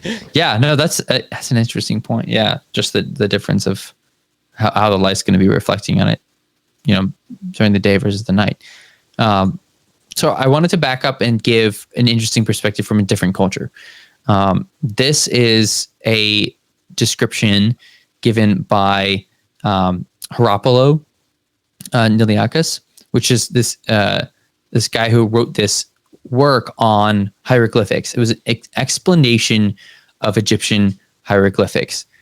This symbol means this, and this is why. Almost like a book on etymologies, right? Because hieroglyphics were used for words. And so he's explaining all this stuff. Here's a quote from the Princeton University Press talking about this writing. It says, written reputedly by an Egyptian magus, Heropolo I always say his last name wrong a little bit. It's Niliacus. That's a hard one. Heropolo Niliacus. Yeah, it's like my dyslexia gets me whenever I look at that last name. In the 4th century CE or AD, whichever one you prefer there. The Hieroglyphics of Heropolo is an anthology of nearly 200 hieroglyphics or an allegorical emblems said to have been used by the pharaonic scribes, so the scribes that worked for pharaohs, in describing natural and moral aspects of the world. Translated into Greek in 1505, it informed much of Western iconography from the 16th through the 19th centuries. This work not only tells us how various types of natural phenomena, emotions, virtues, and philosophy and philosophical concepts and human character types were symbolized, but also explains why. For example, the universe is represented by a serpent swallowing its tail, or filial affection by a stork, or the education by the heavens dropping dew. And he goes on to describe the other things, or horoscope by a person eating an hourglass. So there's this, old writing from the 4th century AD where this guy Heropolo of Niliacus, he writes about all these Egyptian hieroglyphics, symbolism, meaning. Okay, so that's what we're talking about. And in this text, this is the translation by Alexander Turner Corey. In the English translation that was written in 1840. He says this. I don't know that I'll read the whole thing because there's a lot more here. For any of you guys who are curious, I will put this out on my blog. So you'll have all the quotes, all the links, and everything. You can see everything that I'm talking about here. But as he's discussing this cynocephalus, there's these symbols, and I'll have the image on there and for you to see as well. But there's perfect. So you're pulling it up. So I'll put on the cover art too, so everybody can see it. Sweet. You have this crescent moon shape symbol above this dog-headed person, and then you have this other guy who's dog-headed. He's looking the opposite direction. They have tails, which is interesting. It's consistent with what we've been talking about. They're actually wearing an Egyptian headdress, and the opposing one is actually writing. So the one has the moon over his head, and the other guy is writing like a scribe. So I'm going to read these two snippets from this longer quote. He says, "Hence, even to this day." So remember, this is 4th century AD.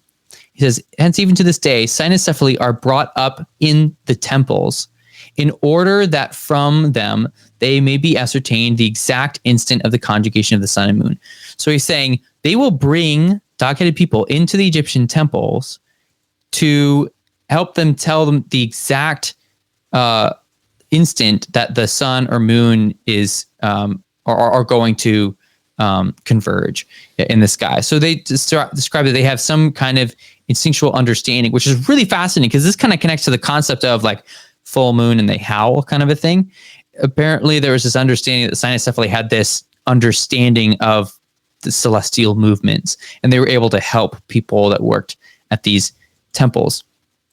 So he goes on, he says more, and then he circles back around to talk about how the guy so that's the guy on the left, right? Understanding the sun and the moon. So that's that symbol we see with the moon and the sun above his head. Then when he's talking about the symbol on the right, the one who's writing, he says they also symbolize letters because there is an Egyptian race of cynocephaly that is acquainted with letters.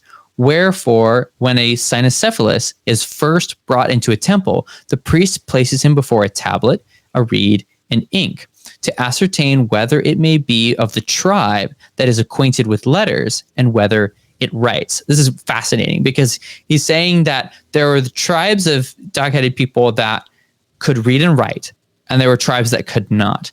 And if they were going to be led into the temple, they would test them by seeing whether or not they could read or write, which is fascinating to me because I'm like, okay, wait, so you had a distinction of the educated and the uneducated cynocephaly, and he's claiming that even in the 4th century AD, they were still actively in Egypt, which absolutely contradicts any modern historical understanding of what was going on in Egypt in the 4th century AD. And I'm sure any Egyptologist would be like, no, that doesn't happen. Like, we don't have any of their bones, but for whatever reason, this is what Heropolo was claiming. He was saying, dude, these guys are still coming to the temple, even during my day.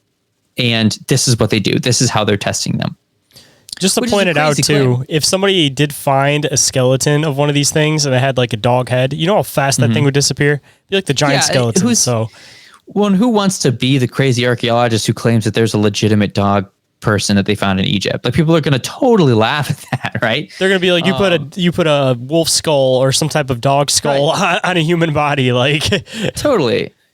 And that's part of what's interesting about this whole thing is you don't have to have a crazy conspiracy theory to explain why people would not want to investigate this. It's a guaranteed, put your career down the toilet, right? No one's going to be taking you seriously with this stuff, and good luck getting it tested and approved and proven and that thing is a legitimate creature. And then it's just not going to happen. The cards are stacked against you. So I get it. I don't even blame people in academia who are kind of avoiding that possibility. Because first off, I get it. The moment someone says, oh, dog-headed person, that sounds crazy. The moment you try to get past that and you look at the evidence, it's really easy to just be like, no, I don't want to accept it as being that. Like, that can't be what that is. This would fly in the face of everything that we know. But I mean, I'm on a podcast where you're always talking about things that fly in the face of the historical mainstream narrative. And I mean, I really do think that these kind of things are going to continue to come out more and more because there are so many things coming out that are officially in mainstream that are saying, hey, mainstream understanding of science and history is wrong. The UFO stuff being acknowledged by Congress, all that stuff that's being discovered under the Egyptian pyramids right now, which is wild. There's stuff like that that's just, it's blowing the modern understanding of the ancient world out of the water. And so I do think that over time, people are going to be more and more open to some of these crazier possibilities as we realize that we're just plain wrong about a lot of the ancient world. And things start to make sense when we actually take ancient people more seriously and take them not just at their word, but at their collective word. When we see all these things connecting and they're all telling the same story, like we've said a handful of times already, maybe something's going on. I mean, look at how much validity the occult puts into Egyptian theology. So, I mean, like, clearly there's a fascination with something being there, and they don't think that they're all just absolutely out here crazy. Otherwise, like, all of these occult religions wouldn't be primarily based off of Egyptian philosophy and theology. Like, it just kind of brings more validity to it. And I mean, just to not to get into like the UFO stuff, but I mean, even all the like recent sightings and not even so recent sightings of UFOs that seem to have hieroglyphics on the side. Like there's these weird connections going into Egypt that seem to kind of stem from everywhere, but you're still seeing this reoccurring thing in Egypt, but there's more sense of validity to it in the aspect of like, all right, there's giants, but then you go to Egypt and they have the giant sarcophagus, all these giant doorways, all the pharaohs were depicted significantly bigger than the people. Like maybe stop looking past the context and realize that it's directly in front of you and it's been in front of you this entire time. Like even the Dogman thing, like these different creatures that were described, like there's clearly something to it if they're putting that much thought and focus on it. Like, and this Egyptian stuff keeps reoccurring. So it's just like specifically with the Egyptians, like they clearly hold a significant amount of these secrets to the ancient world. So like put more focus over there. And there's again, even on the other side, a reason why there's a push away from focus over there. Cause I mean, they're getting into the pyramid thing now, but how long has it been a topic of discussion about what's underneath the Sphinx's foot or those extra passages that go underneath the Sphinx? And there's the video of the guy that's like, oh yeah, see, these don't lead anywhere. As you can see another, tunnel leading off into another direction. Like there's so much weirdness with Egypt. Like they know that there's stuff there. And I think that's why they're so adamant about just being like, all right, you can touch here, don't touch over there. Touch here, don't touch over there. Yeah. No, I agree. It's funny. There's literally, you can find it on ancient maps. You can just Google it. It's not even like it's a hidden fact or anything, but there's literally a city in ancient Egypt called Sinopolis. A Sino part meaning dog. There was literally just a city called the Dog City. And now the modern narrative is, oh, well, yes, there are these temples and these places and everything. That's where they had occult dog worship. And so they acknowledged that there was dog worship, that there was, focus on that kind of stuff. A lot of connections to Anubis, of course. But there's, this ancient understanding that, no, they were just dog-headed people living in these cities, and there were different tribes, and some were educated and some weren't. And that's why the city's called Dog City. And I'm like, no. Modern narrative, no. That can't be it. They must have just liked the concept of dogs. Like, okay. I do get it. It's a crazy idea. I understand that. And I know that the only thing that you might have historical proof for is that there's that occult worship of dogs and stuff. And they've found like sacrifices of tons of dogs in that area and stuff like that. But it's kind of funny. It's like when you have a city that's named after that, it's like, kind of gotta wonder why. And then you have, like you said, the depictions of, oh gee, here's this giant looking dog god creature, right? And you look at that as a Nephilim and you go, yeah, dog-headed, giant, treated as a god, right? And then it's like, oh, and then here are all his sons. That's what I was just about to say. Guys, like, you already have the main one in that region. Like, does it seem so far off that just not too far off that way that there might be descendants of this thing if you are looking at it from the biblical paradigm? Like, it makes complete sense if you're looking at Anubis as one of the fallen angels. And he's not one of the Nephilim, one. so he'd be the generation in, right? Because he would have been the first fallen angel. He would have been the Nephilim because he would have already had the dog-head human body. So that means that these dog beings would be a descendant of the Nephilim then. Not, yeah. I mean, it's all descendants of the fallen angels, but it's a step down farther. Mm-hmm. And then you could say, oh, well, well, okay. So I was just a second ago, I was going to make a point that there are others as well. There are two other dog-headed gods. So he's not the only one. And, you can look at that and go, oh, but isn't this a god that they worship in spirit and all that? Yes. But, if you go enough down the linguistic rabbit trail that this is, when we look at the word Rephaim, we're able to confirm that, biblically speaking, Nephilim, when they died, stuck around as evil spirits and became gods. In Deuteronomy, there's even a verse where it refers to, it's like, oh yes, and there were these new gods which the fathers had not known. And you can argue, okay, maybe that's just that they hadn't heard of them yet. Or it's possible, since it does use a couple words specifically meaning demons, that perhaps that's actually what was going on. That these Shadim, that it refers to as these new gods, that what if that's what we're looking at? What if Anubis was a Nephilim, powerful demigod, dies, sticks around as a spirit, is worshipped, his descendants stick around, and you have all these jackal-headed looking people. You get this city of the anomalous and all that stuff. That's very possible. I mean, if you stick with that biblical paradigm, it's just not that big of a stretch, especially when you look at things like what Josephus says when he says, hey, these Nephilim, their countenances, what they looked like, were entirely different from the rest of humanity. Entirely different. It's a bold phrase. Like that, what's entirely different? Well, I can tell you one thing. Anubis, he looks entirely different, right? And so if you're looking at that or these other gods, and it's like, yeah, they looked completely, they weren't just big. They looked completely different. There's something else going on. Then you can look at those Egyptian gods and be like, yeah, that would line up. And then they have children. Yeah, that would line up. That looks like a monstrous race there, And it's all within that biblical region too, because I mean, half of the Bible takes place basically like in Egypt. Like, so true, actually. Yeah, that's funny. That's so even on the flip side, they would have had an understanding of this stuff as they were living over there. So I mean, like, it would make sense that it would partially start being brought into the Bible because it was already things that were going on in that region. Right. Yeah, and sticks around in other Jewish literature where they continue to talk about the same monstrous races that everyone else is talking about. They refer to the same things, use similar descriptions. So the Jews weren't like isolated from all of that and didn't believe in that thing. Like they did believe in those things as well, which was part of the problem. I mean, that's why Leviticus 17:7, God's like, no, you need to stop worshiping goat people. Like, that's crazy, right? But it's like, no, this was a problem. They did recognize that these things were real, and they were worshiping some of them, like a lot of the others were. So yeah, so that's this kind of wild connection that we have to the Egyptian side of things. Hold that thought. Inquiries of Our Reality will be right back after this brief commercial break.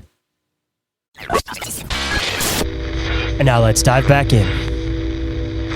One of the, going a little further into time, closer to us, when we look at that 13th century, again, we can talk about Marco Polo. Probably heard of him. Not the pool game. Well-known guy. Not the pool game. But yeah, Marco Polo, well-known traveler. And something that's really funny about this to me is that, Marco Polo is famous for, he comes back from his journey, right? He talks about all these things, including like gorillas and creatures that the Western world would like, oh, that's so fantastical. That couldn't possibly exist, right? And you read it as, you're in school, you're learning about it, and you laugh and you go, oh yeah, it's so funny. They didn't believe in gorillas and things like that. But then it's like, if you actually read what he said, his book also talks about dog-headed people. He talks about the cynocephaly, and we make the exact same mistake and go, oh, well, that's just silly. You didn't see that. You're lying. That's a fable. You made it up, right? When that's the exact same mistake that the ancients made with, not ancients, the medieval world made with him. They didn't believe in the other very real animals that he talked about, that we know exist. So I find that humorous because it's like we could fall into the exact same trap that they did, even though we're laughing at them for not believing him. I feel like it's also what you put it with too, because if you're describing the main animals as one thing and then you do this other group, because I remember one of the main things that I always heard about with Marco Polo was the people that had no head and they had the face in their chest. That was his writing was the first reference that I had heard of that. So, I mean, I feel like most of the time when people are bringing up, oh, he saw this, they put those animals together. And then when they bring up the dog-headed men, they also put it with that. So it's like, it's grouping it in with the things that by comparison, it seems ridiculous. But if they would have left the dog-headed men away from that, then maybe people would have put a little bit more thought into it. But they're like, oh, he researched this and then this together. Yeah, that's pretty much what we're doing with all the other authors, all the other ancient historians, all the ancient encyclopedias, maps, all these things that include these guys. We go, okay, yes, those things are real, but those aren't. Those things are real and those aren't. And to some extent, like, you're supposed to do that, right? The question is, how are we determining that those aren't real? And in reality, the sad truth is there just isn't a lot of genuine investigation happening. It's just, well, it's obviously not true. So why would I look into it? It's obviously not true. So why would I not look into it? And then they come up with explanations so that they don't have to investigate it. And I know that might sound like a bold claim, but when you read what scholars are saying in their articles, it's pretty apparent. But anyways, okay, but I digress. So what did he say? Well, in Travels of Marco Polo, book 3, chapter 13, he says, in the Angumenian, there is a very large island. The people are without a king and are idolaters. And this is interesting because you'll notice in this writing, he does have a derogatory look towards this tribe. He says they are no better than wild beasts. Now, notice that he starts by saying they are idolaters. So he's looking at this from a religious perspective, and he's viewing them as barbaric pagans. So he then says, and I assure you that all of the men of this island have the heads like dogs and teeth and eyes likewise. So here he says eyes, right? He doesn't mention, like I said, like he doesn't say anything about the colors or whatever, but he does say that eyes are like dogs. So they have teeth and eyes likewise. In fact, in the face, they are all like big mastiff dogs. They have a quantity of spices, but they are a most cruel generation. This is interesting because it's almost a little bit biblical language that's used. So he's referring to them as this cruel generation, which is more or less referring to them as like, these are wicked people, they're unrighteous, and eat everybody that they catch. So here's cannibalism, if not their own race. Now, there aren't actually that many cannibal depictions of cynocephaly, but this is one of them. And it tends to be island-dwelling cynocephaly for whatever reason that are referred to as cannibals.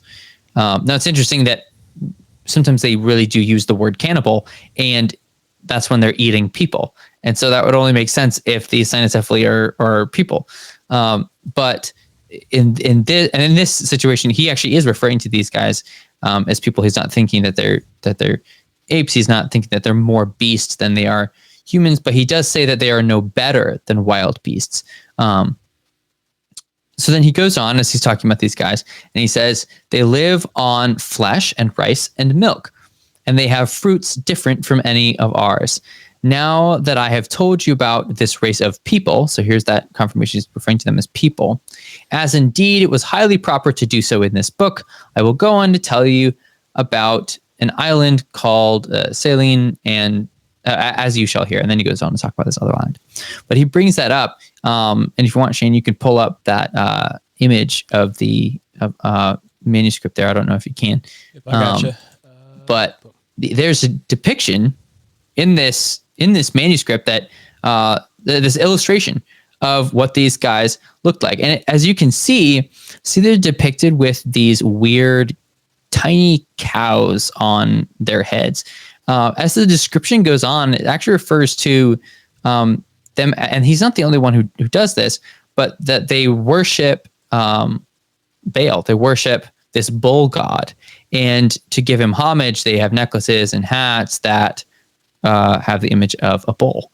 So that's interesting connection, because that would connect to Canaanite worship. Now, if you show the next image, Shane, these guys look different.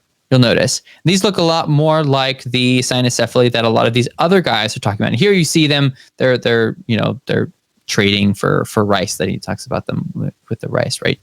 But so these are two different illustrations, same book, same description, but he's showing one with being more bull mastiff, and this other one is being a little bit more wolf-ish, maybe. They look more like jackally. sophisticated almost too. Like, yeah, and you're like right. They like do look more class. sophisticated. Yeah, and they're wearing linen, which is interesting because it shows that these illustrations, they are pulling even from, likely, from other texts, not even just Marco Polo's description.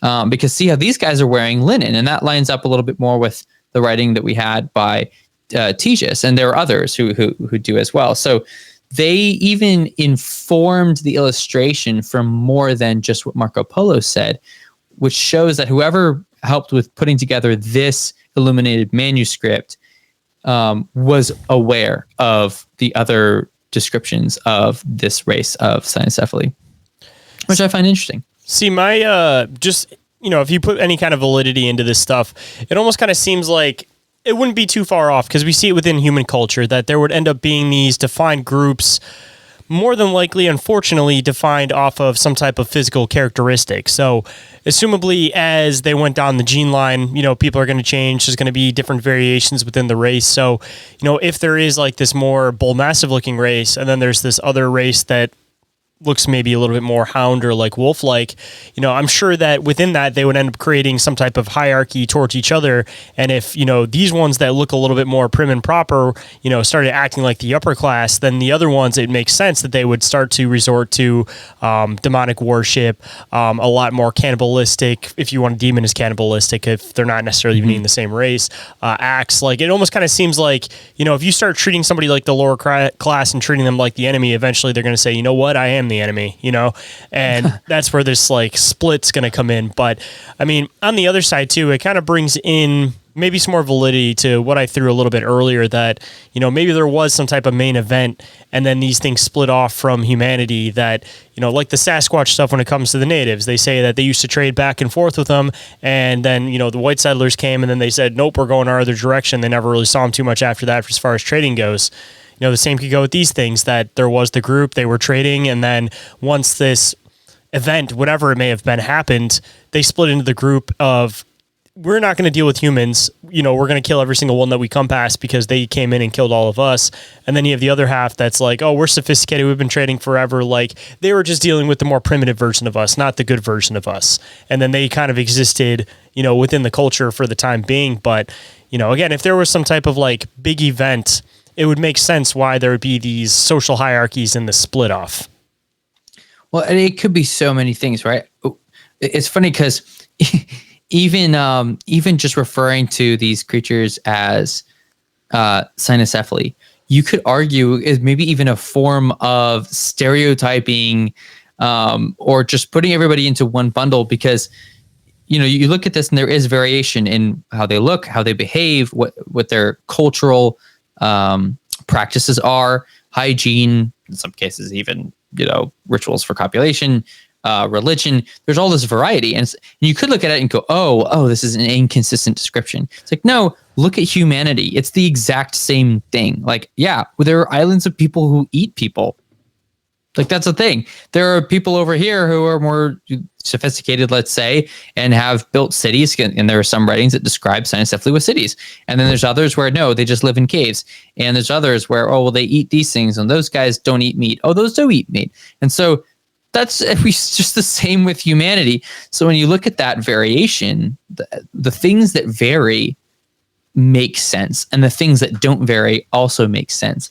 If the physical aspects are more or less the same, but the social, economic, religious aspects, cultural aspects are shifting from place to place. And the thing is, they're more or less consistent from place to place. It's like, oh yeah, this is different, but that's a totally different part of the world. Like the Andaman Islands here, it's super far away from the last text we just read, the Egypt, or the one before that in more northern-ish India or whatever.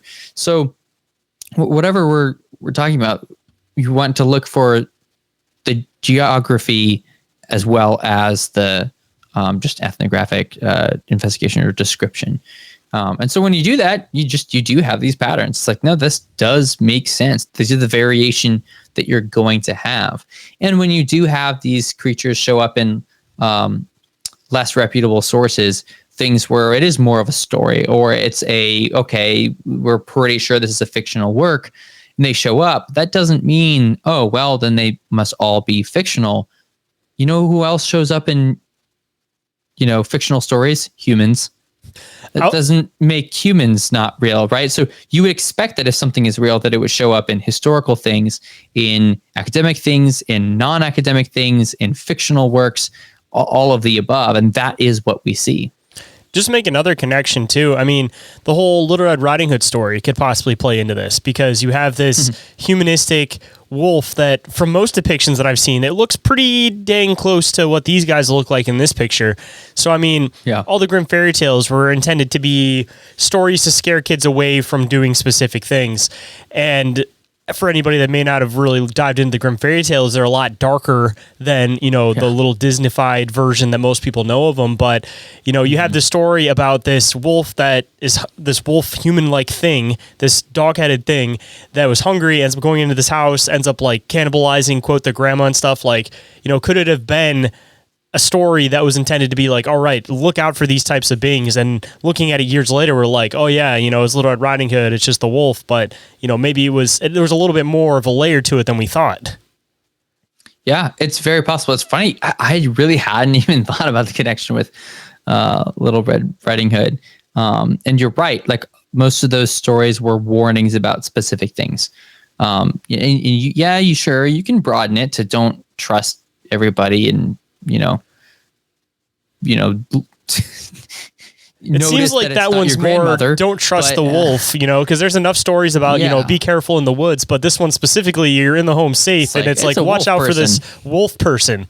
Like they're weird. Right. They're shisty. They're gonna try to manipulate you. And possibly eat you. Yeah. So that's interesting, because I think I had already mentioned last time we spoke, but there were times where historically, wars were averted because they believed that the cynocephaly were allies of whatever nation, right? And so you look at that, and it's like, there was a warning. It was, hey, yeah, you can come attack us, but guess what? We have the cynocephaly on our side. We hired them to fight with us. And in that specific situation that I had quoted that last time, I'm pretty sure it's by Paul the Deacon, writing about this with the battle with the Lombards. In that situation, they were lying. Like they didn't have an army of dog-headed people, but they knew that everyone believed in them. And when they said that, like, the other army was scared and left. So it's like they believed in it so much that, now according to the story, there's a little more detail. Like, they made all these extra camps and campfires to make it look like there really was a bigger army. And so when the scouts came, they're like, oh, dang, they really do have the dog-headed people. But they didn't get close enough, of course, to confirm that people were there, because why would you, unless you want to die? And so they go back and like, oh man, they really do have this army of dog-headed people. We need to hightail it and get out of here. Pun intended. So there are warnings, even in history, of just like, oh man, don't mess with an army of dog-headed people, right? And so who knows? Maybe that is what some of those folk tales are about. It's like, hey, if you meet a dog-headed person, don't trust that individual, because they might eat you. Which is interesting, because then you have all of this Christian folklore, Catholic folklore, that starts popping up over time with very conflicting takeaways of whether or not you should be trusting them or evangelizing to them or whatever. Then you end up with some of them being very good. You get the saints, you get Saint Christopher and Saint Bartholomew and Saint Andrew, and supposedly being dog-headed people. So it's like, it's very interesting seeing how that changes in literature over time. Are they good guys? Are they not? Are they good guys? Are they not? That's interesting. One of the things that change is, it's coming back to what we were talking about earlier. And this is the last thing that I had for this episode, but that was the werewolf aspect. Inquiries About Reality will return after this quick commercial break. And now back to the show.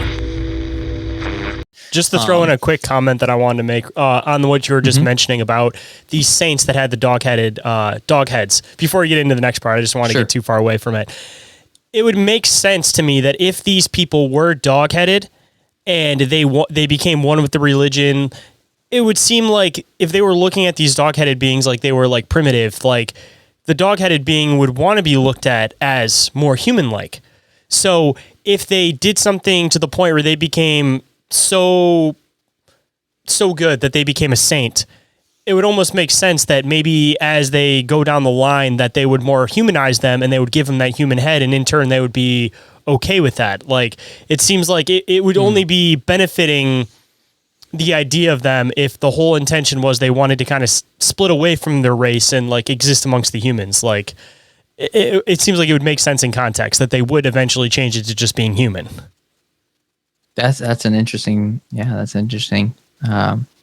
Or even on the flip Insight. side, as they're retelling these stories, if people had these bad connotations of dogmen, when they're retelling all these good deeds about this specific person, they just leave that detail out, and then it just kind of gets trickled away eventually. Well, and especially when, you get into the last couple hundred years and it's like, hey, we don't want people to look at Catholic churches and laugh, so we're not going to represent them as a dog-headed person anymore, because, for all I know, and I'm really curious because I've been meaning to, but I want to reach out and see if I can get a hold of a Catholic scholar. So if anybody knows one, please send me an email or something, get me connected. But I want to figure out what the official or maybe even unofficial stance on the cynocephaly is within the Catholic Church. Like, do none of them believe in it anymore? Is it that's just an antiquated, perspective or whatever? Or those are just metaphorical stories. What's their take on that now? I don't know. But I've been meaning to look into that and to find out, because it is very integral throughout Catholic history. So I'm curious, what's the modern take? Are they like, oh yeah, we don't acknowledge that? Or are they like, well, actually, yes, those were things. We just don't tell people about it. I don't know. I'm That's what I feel like it is. It's like they don't not acknowledge it, because if you bring them the direct text, they're not going to give you direct, they're going to say no, but I feel like it's just one of those things that it's not lying if you just leave out the detail, Yeah. It very well may be, because you're right. That's one of the things that shocked me, was that there was so much within the Catholic Church, so many writings, like official or unofficial, personal letters or books, manuscripts, all that stuff. It's very interesting. But yeah, so to what we were about to get into with the werewolves, this, I started to mention it earlier, but it's just the interesting point that there's a handful of ancient scholars who, being the same ones who talk about the cynocephaly, when talking about werewolves, acknowledged as no, that's ridiculous. I don't believe in that. That's not a thing. I just have three quick examples. First one, Herodotus, our old friend. Herodotus, same book, Histories, book 4. He says, these men, it would seem, are wizards, for it is said of them by the Scythians and by the Hellenes, who are settled in the Scythian land, that once in every year, each of the Neroi becomes a wolf for a few days and then returns again to his original form. For my part, I do not believe them when they say this, but they say it nevertheless and swear it moreover. So this is fascinating and interesting when you compare it to what Herodotus said previously. He mentions the cynocephaly, does not say that he disbelieves. He just assumes you already understand it and moves on. Here, he mentions something that people claim and refutes it. Says, I don't think that that's real. So this does go to show that's how Herodotus handles things. He says, hey, I believe this. I don't believe this. With cynocephaly, he just acknowledged it as being an obvious truth. With people turning into wolves, he goes, I really don't believe this, but I'm doing my best to be objective. This is what they say, and they swear it moreover, so I'm telling you. That's Herodotus. Then we have Pliny the Elder, who we talked about last time. And in his book, Natural History, book 8, chapter 34, verses 2 through 4, he says that men have been turned into wolves and again restored to their original form, we must confidently look upon as untrue, unless indeed we are ready to believe all the tales which for so many ages have been found to be fabulous. This is a guy who has already talked about dog-headed people being real and cyclops and giants and satyrs, and he's like, these are all real. And he's like, oh man, those people who believe in werewolves, they'll believe in anything. He's like, these are obviously untrue. Why do people believe these clearly made up stories? I find that fascinating, seeing that contrast of this guy who's being like, look, I'm a rational person. I only believe in things that are real, like dog-headed people. See, I don't believe in things like werewolves. I'm almost determined at this point that the dogmen or the dog-headed beings were like the thing, and then all the werewolf stuff was folklore that kind of fell off from them, from people that like heard about them, didn't really understand them, and just started creating their own factions of things. Like, because every time you get into werewolves, you get back into this whole Dogman thing, and then you get into the question of like, what's more logical? The idea that there's this being that is already this humanoid-looking dog being, or the fact that there's a human literally transforming into a wolf. And it's like one just seems a lot more logical to me than the other to be a possibility. And I feel like that's just kind of where that came out of. You know, it's just people were just playing telephone. They were like, all right, we saw this thing that was dog-like and it was human-like. So it must be a human that turned into a dog. Yeah, I think there's oh man, I lost a little bit of what I was going to say, but with that werewolf concept, you know, versus Dogman, I think it's perfectly valid to say that the cynocephaly is an argument for something that is biological, whereas the werewolf is an argument for something that is a supernatural metamorphosis.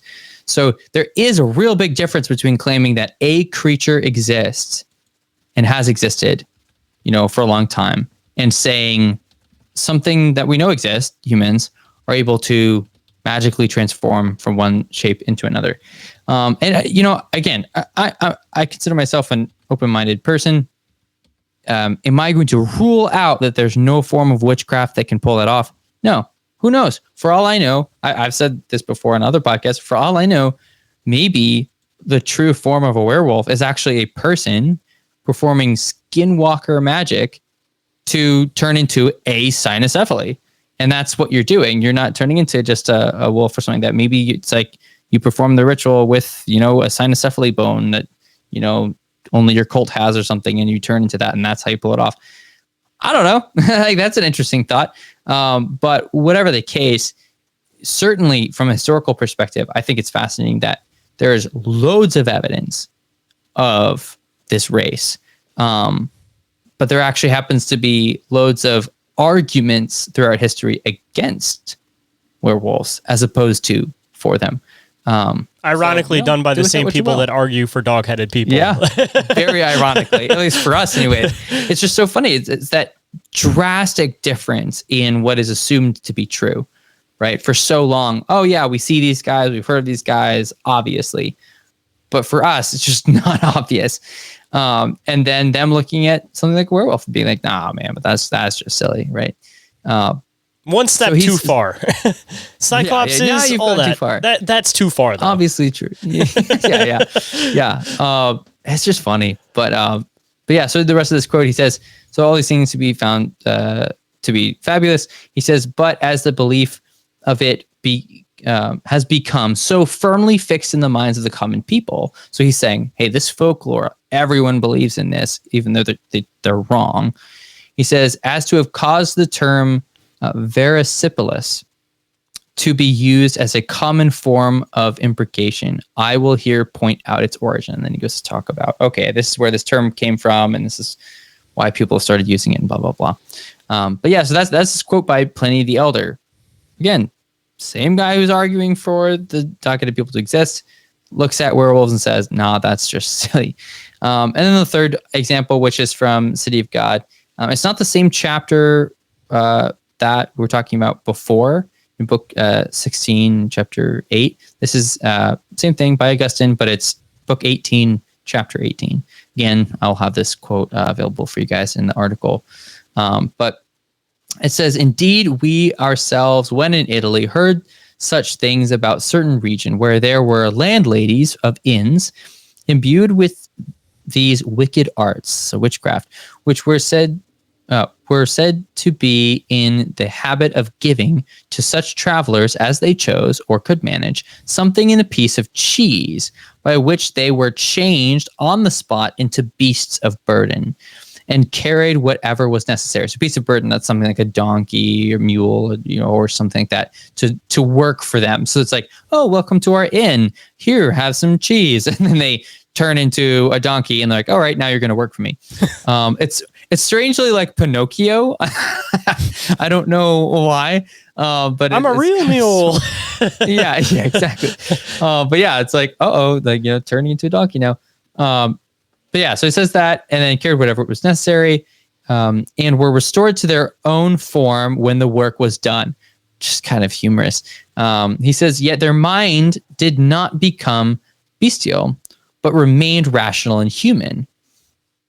Just as, tricky name here, Apuleius, in the books he wrote with the title of The Golden Ass, has told or feigned that it happened to his own self that on taking poison, he became an ass while retaining his human mind.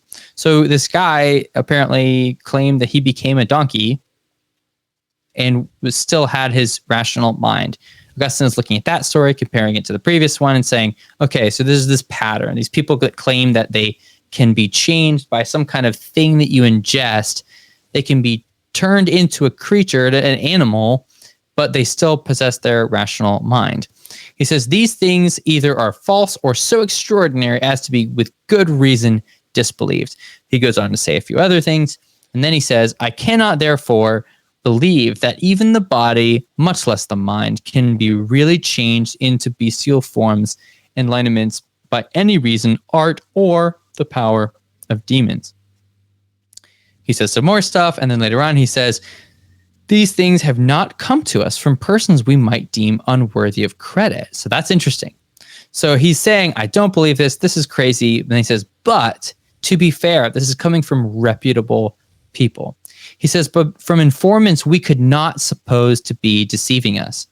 Therefore, what men say and have committed to writing about the Arcadians being often changed into wolves by the Arcadian gods, or demons rather. So he's saying, hey, there are these writings about the Arcadians turning into wolves by the power of their gods. And then he gives a side note, those are demons. He says, and what is told in song about Circe, transforming the companions of Ulysses, if they were really done, may, in my opinion, have been done in the way that I've said. So what's happening is here is he's then backing up. He's referring to even more ancient sources and saying, okay, there is some credibility to this. It's very possible these people aren't lying to us. If there's any way, then it would probably be by demonic power. But I don't think that's what happened. Something that's interesting here to note is that he quotes Homer and talks about Circe and the companions of Ulysses. For a really long time, Homer's writings were treated as historical fact, not just stories. Now, Augustine is one of the many Catholics who said, okay, maybe some of it's true, maybe some of it's not. But certainly from the Greek perspective, I can't tell you how many times I've read stuff where it's like, oh yeah, and then we know this is true because it happened according to Homer.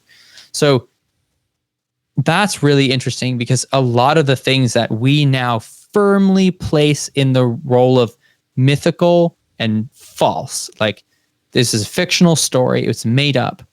The ancient world never said that or believed that neither the author or anyone who read it for hundreds and even thousands of years claimed that that was the case.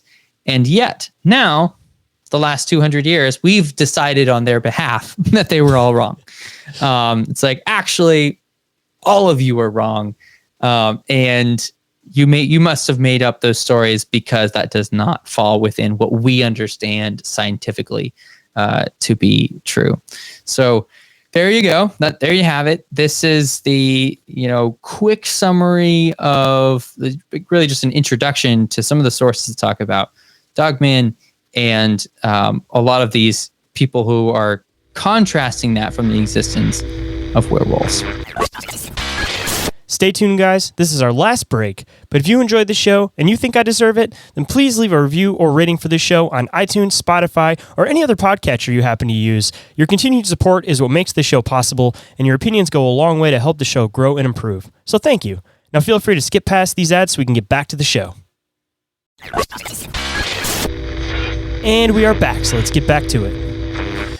Man, every single time I have you come on and you get into this research, you bring it to a whole other level, man. I always can say that I thoroughly enjoy listening to the way you do your research and the step-by-step that you do for all of this stuff. And I'll say we didn't even get to dive into satyrs, and that's another one that I'm sure that you have a boatload of connections with diving into this stuff. But yeah, I have a lot of respect for the way that you do your research, just because you do it from like a non-biased perspective where it's kind of like the make up your own assumption, but here's the facts for it. And by the end of it, I mean, regardless if you want to believe the fact of there being dog-headed men or not, there's clearly something going on that was getting described like this. And it's just a matter of like, what was it exactly? And are we still dealing with this phenomenon now? Like, to completely throw it out with the bathwater makes no sense to me at this point. Like, people need to start realizing that, like, regardless of it being folklore, there is still a grain of truth to it if you're seeing it pop up everywhere. So, like, figure out what that grain of truth is and start from there rather than just throwing it all out just because the first line says dog-headed. Yeah, to quote a letter from the 9th century, there's this guy, Ratchernus, who maybe we'll get into later, but he, when talking on this topic, it was in a personal letter, he has this kind of awesome line at the end where he's making his conclusion. And he says, based on all this evidence and all these things that, you know, that you, my friend, have seen for yourself and reports that you've gathered, all this stuff and everything that I've read, he says, I have found it to be stubbornness rather than prudence to disbelieve. I love that. That was his conclusion. He came to the point of like, look, at this point, with all this evidence, it would just be stubborn of me to disbelieve in this. It's not prudence. At that point, I'm just denying it for the sake of not wanting to believe. And that's, you know, where I feel like I've fallen is I'm like, all right, exactly what you said. Something is going on. Whatever that full truth is, I don't know, but something is going on. And I'm simply being stubborn if I say there's nothing going on. Everyone's wrong for the last 3,000 or 4,000 years that people have been talking about this. Everyone has always been wrong in every culture, in every language, in every part of the world. They're all wrong. I'm right. It just doesn't seem like a wise decision.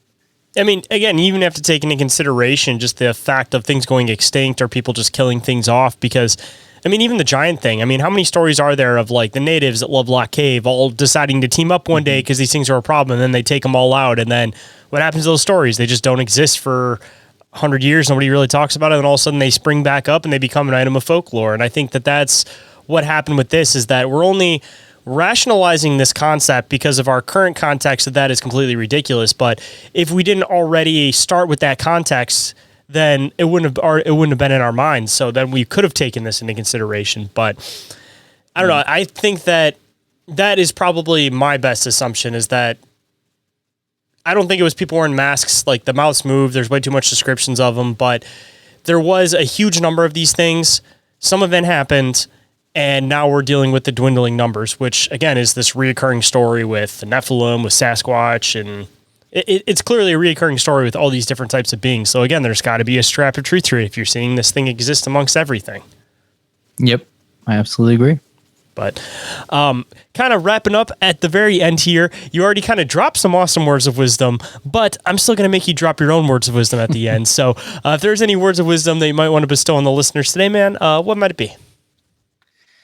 I'm gonna refer to words of wisdom from C.S. Lewis, and that is that for every book that you read that is modern, read an ancient one. And that is to prevent what C.S. Lewis refers to as chronological snobbery, which is we look at our modern perspective and say we're right and anything old is probably wrong. So that would be my word of wisdom is go read old things and you will be surprised at what you find. And it will help you to be more open-minded about the world and not only look at things from a fixed modern perspective. Oh, yeah, I love that. I can completely agree. Even on another context, going into even like stories, for example, if you actually start reading into like the ancient stories of like, you know, the Paradise Lost, for example, or you look into like the Odyssey or the Divine Comedy, any of this type of stuff, you'll start seeing these little subtle references in newer stories. Like it's just, again, it's that cycle replays that you have to start realizing that there is going to be old context to current things that inspired the current things, or they're getting talked about because of the previous things. But if you pay attention to like the finite details, you'll start to see these things replaying no matter what you're doing, whether it's music, movies, all this type of stuff. But it's all inspired from the classics, man. Yeah, and it equips you so much better because, especially now, like when we're in this age of TikTok and Instagram, everything is not just secondhand. It's like seventh hand information. And that's a big reason why I encourage people to read. And this is coming from someone, by the way, who I used to hate reading. I'm dyslexic. It's hard. It's not comfortable for me. I hated reading things. It was just painful. But over the years, I realized I will be better for it if I start reading. And boy, has it changed my life. And I'm just a completely different person. But when you read things for yourself, it's so beneficial. And it also makes you a more interesting person to talk to, because, you know, when someone is like, oh, yeah, well, you know, this thing is true. And you're like, actually, no, I read that. It does not say that. It says this. And everyone's like, oh, that's cool. You read that? That's wild. And you're like, yeah, it makes for interesting conversations. Oh, yeah. But it helps you have a clearer understanding of reality, simply because you actually read it. You actually know what that person said, whether it was Aristotle or Plato or whoever, whatever kind of thing you want to read. If it's something like Sir Thomas More's Utopia, even if it's just like, you know, fiction, but it's interesting, it's so much better to read it for yourself than to just do the Spark Notes or watch the TikTok video. So yeah, you miss the philosophy within it. That's always my argument with a lot of these, not even super old books, but just like a prime example that I always use is like 1984. You try to make a movie version of that, it ends up being like an hour and a half because it's a 10-hour audiobook if you listen to it. You know, how do you, 90% of it is philosophy within the guy's mind. So like if you're summarizing things, you're losing the context of the philosophy within it. And even going into these old books, people are like, oh, I don't want to read an old book. It's going to be hard to read. It's like, oh yeah, the context, the philosophy behind the old book is what the difference is with this classic literature. Like to stuff today, it's all, this is the story, this is the plot, here's what it is. But fiction back in the day, it wasn't about the story. It was more so about like a philosophy or an idea that they were trying to interpret, and then they're using a story as the medium and delivery for that. Mm-hmm. So just in the context of just reading old fiction books, you're going to do yourself a lot of just as far as mind experiments, being able to learn how to articulate your words properly, and just learning different people's philosophies and viewpoints on different things that, again, you'd never get from watching the movie of it. It doesn't matter if they remake the movie, doesn't matter whatever. Like, there's just certain things that you can't do with film. So it's just better to go back and learn the story, because then you're really understanding why the author wrote the story and not just watching the story for simply the story itself. Absolutely. And there's a romantic side to it. It's like, you know, when you read something or you watch something, that person, if you're choosing to learn from them, becomes your mentor, right? And so what would you rather? Would you rather your mentor be somebody, maybe even a great person, but somebody who is on TikTok and Instagram and is an influencer? Or would you rather say, my mentors are Plato? I've learned things from his own words. My mentors are, you know, Marcus Aurelius, Cicero, like some of the great minds of the past. Like, it's a crazy privilege that we live in a time where I can, for free, read some of the greatest words by the greatest minds in history. That's an insane privilege. So do not pass that up. Let Plato be your mentor, and let, you know, emperors who ruled the world give you some words of wisdom straight from them, and not just from a secondary source online. You will be way better for it. Oh, yeah, I 100% agree. As you can see from this extensive collection I got behind me, too, here, sir. I love it. On top of all the PDFs of all these different books and everything that I've luckily found on, all the archive websites of all these old books and everything that you can't really find physical copies of, but it's always better. That's the way I do my research, too, man. I'm diving into all these folklore creatures, all that kind of stuff. Like, you got to go to the original text first. That's the way to do it. And there's something really, really cool about when you find these ancient books, even if it's like a PDF, these really old books, and just getting to enjoy looking at it online. And it's like, the other hard part, just one last thing, closing idea. It's like people nowadays, I don't get it. They hate reading, but yet they spend all this time on their phone reading articles, reading text, doing all this. Like, you are literally reading. Just change the fixation from people complaining about stuff on the internet to people expressing ideas and philosophies on something that's not going to bother your eyes as much because it's not giving off light behind it. Like, people are reading now more than I feel like they ever have without even realizing it and still saying that they hate reading. Like, it logically makes no sense to me. I love that. I love that, Shade. That's a really good point. I hadn't thought about it in that way, but you're right. With text messages and emails and all that, it's like you're reading a lot. So that's a great point. I love that. Just change the medium, and then you'll do yourself a lot of just. But if anybody wanted to come and check out all the fascinating work that you do, they may even have some questions that they want to call in and possibly even discuss with you, any of that kind of stuff. Where can people find you, and where can people find all the great work you're doing? Yeah, so projecteleazar.com. If you just Google, how do you spell that? Just Google Project Eleazar. It doesn't matter if you spell it wrong. You'll find it. I'll pop up there at the top. You go to my website. I've got information there, not just my articles and things that you can read, which you absolutely can, but also that's where you can get links to my social media and my email address, which is projecteleazar@proton.me. That's where you can reach out, and I do answer the emails that I get. If I'm slow to respond, I apologize, but I'm blessed enough that a lot of people are reaching out and asking questions, and so I do my best to keep up with that.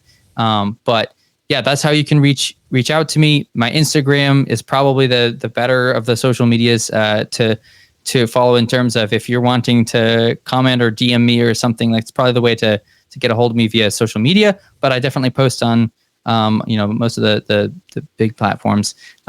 Working on being better at the social media, but when I put it out, it's gonna go to all the same places. So that's me.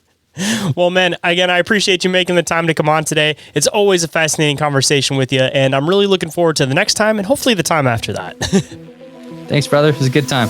If you enjoyed today's conversation and want to show some love, smash that follow icon and share today's episode with a friend. Grassroots support from listeners like you is exactly how this show grows, so thank you. And if anyone would like to get in touch with me for any reason whatsoever, you guys can get a hold of me through email, which is inquiriesofourrealitypodcast@outlook.com, or you can get a hold of me through social media. Instagram and Facebook are the ones that I'm the most active on.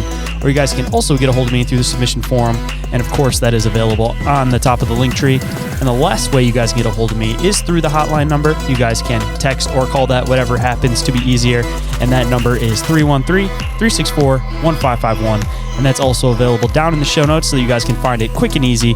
And if you guys got some free time, don't forget to check out the awesome friends of the show, I Know Squatch, Snelly Young Natural Products, Cryptotheology, and Big A Threads, and our friends with affiliate links, Dimension Devices, Oregon-ite, and Sticker Mule, with additional discounts and credits available. More information on those, of course, is available down in the show notes. And every single thing that I mentioned throughout the show is all available on the link tree, which again is also available down in those show notes. And with that, hope you guys enjoyed today's conversation. Hope today's show has connected some dots in your own reality. And I'll catch you guys on the next one. Have a good night, everybody. Reality isn't what it seems. Abductees taking aboard a craft with a tractor beam. Is life a simulation or an astral dream? Aliens travel through black holes in different galaxies. Life is a bizarre odyssey, with a mic talking about philosophy. Well, Bigfoot is stalking campers as a Wendigo walks through the woods of sharpened antlers, using a Ouija board to talk to the dead like a necromancer. There's so many questions and not enough answers. So if you're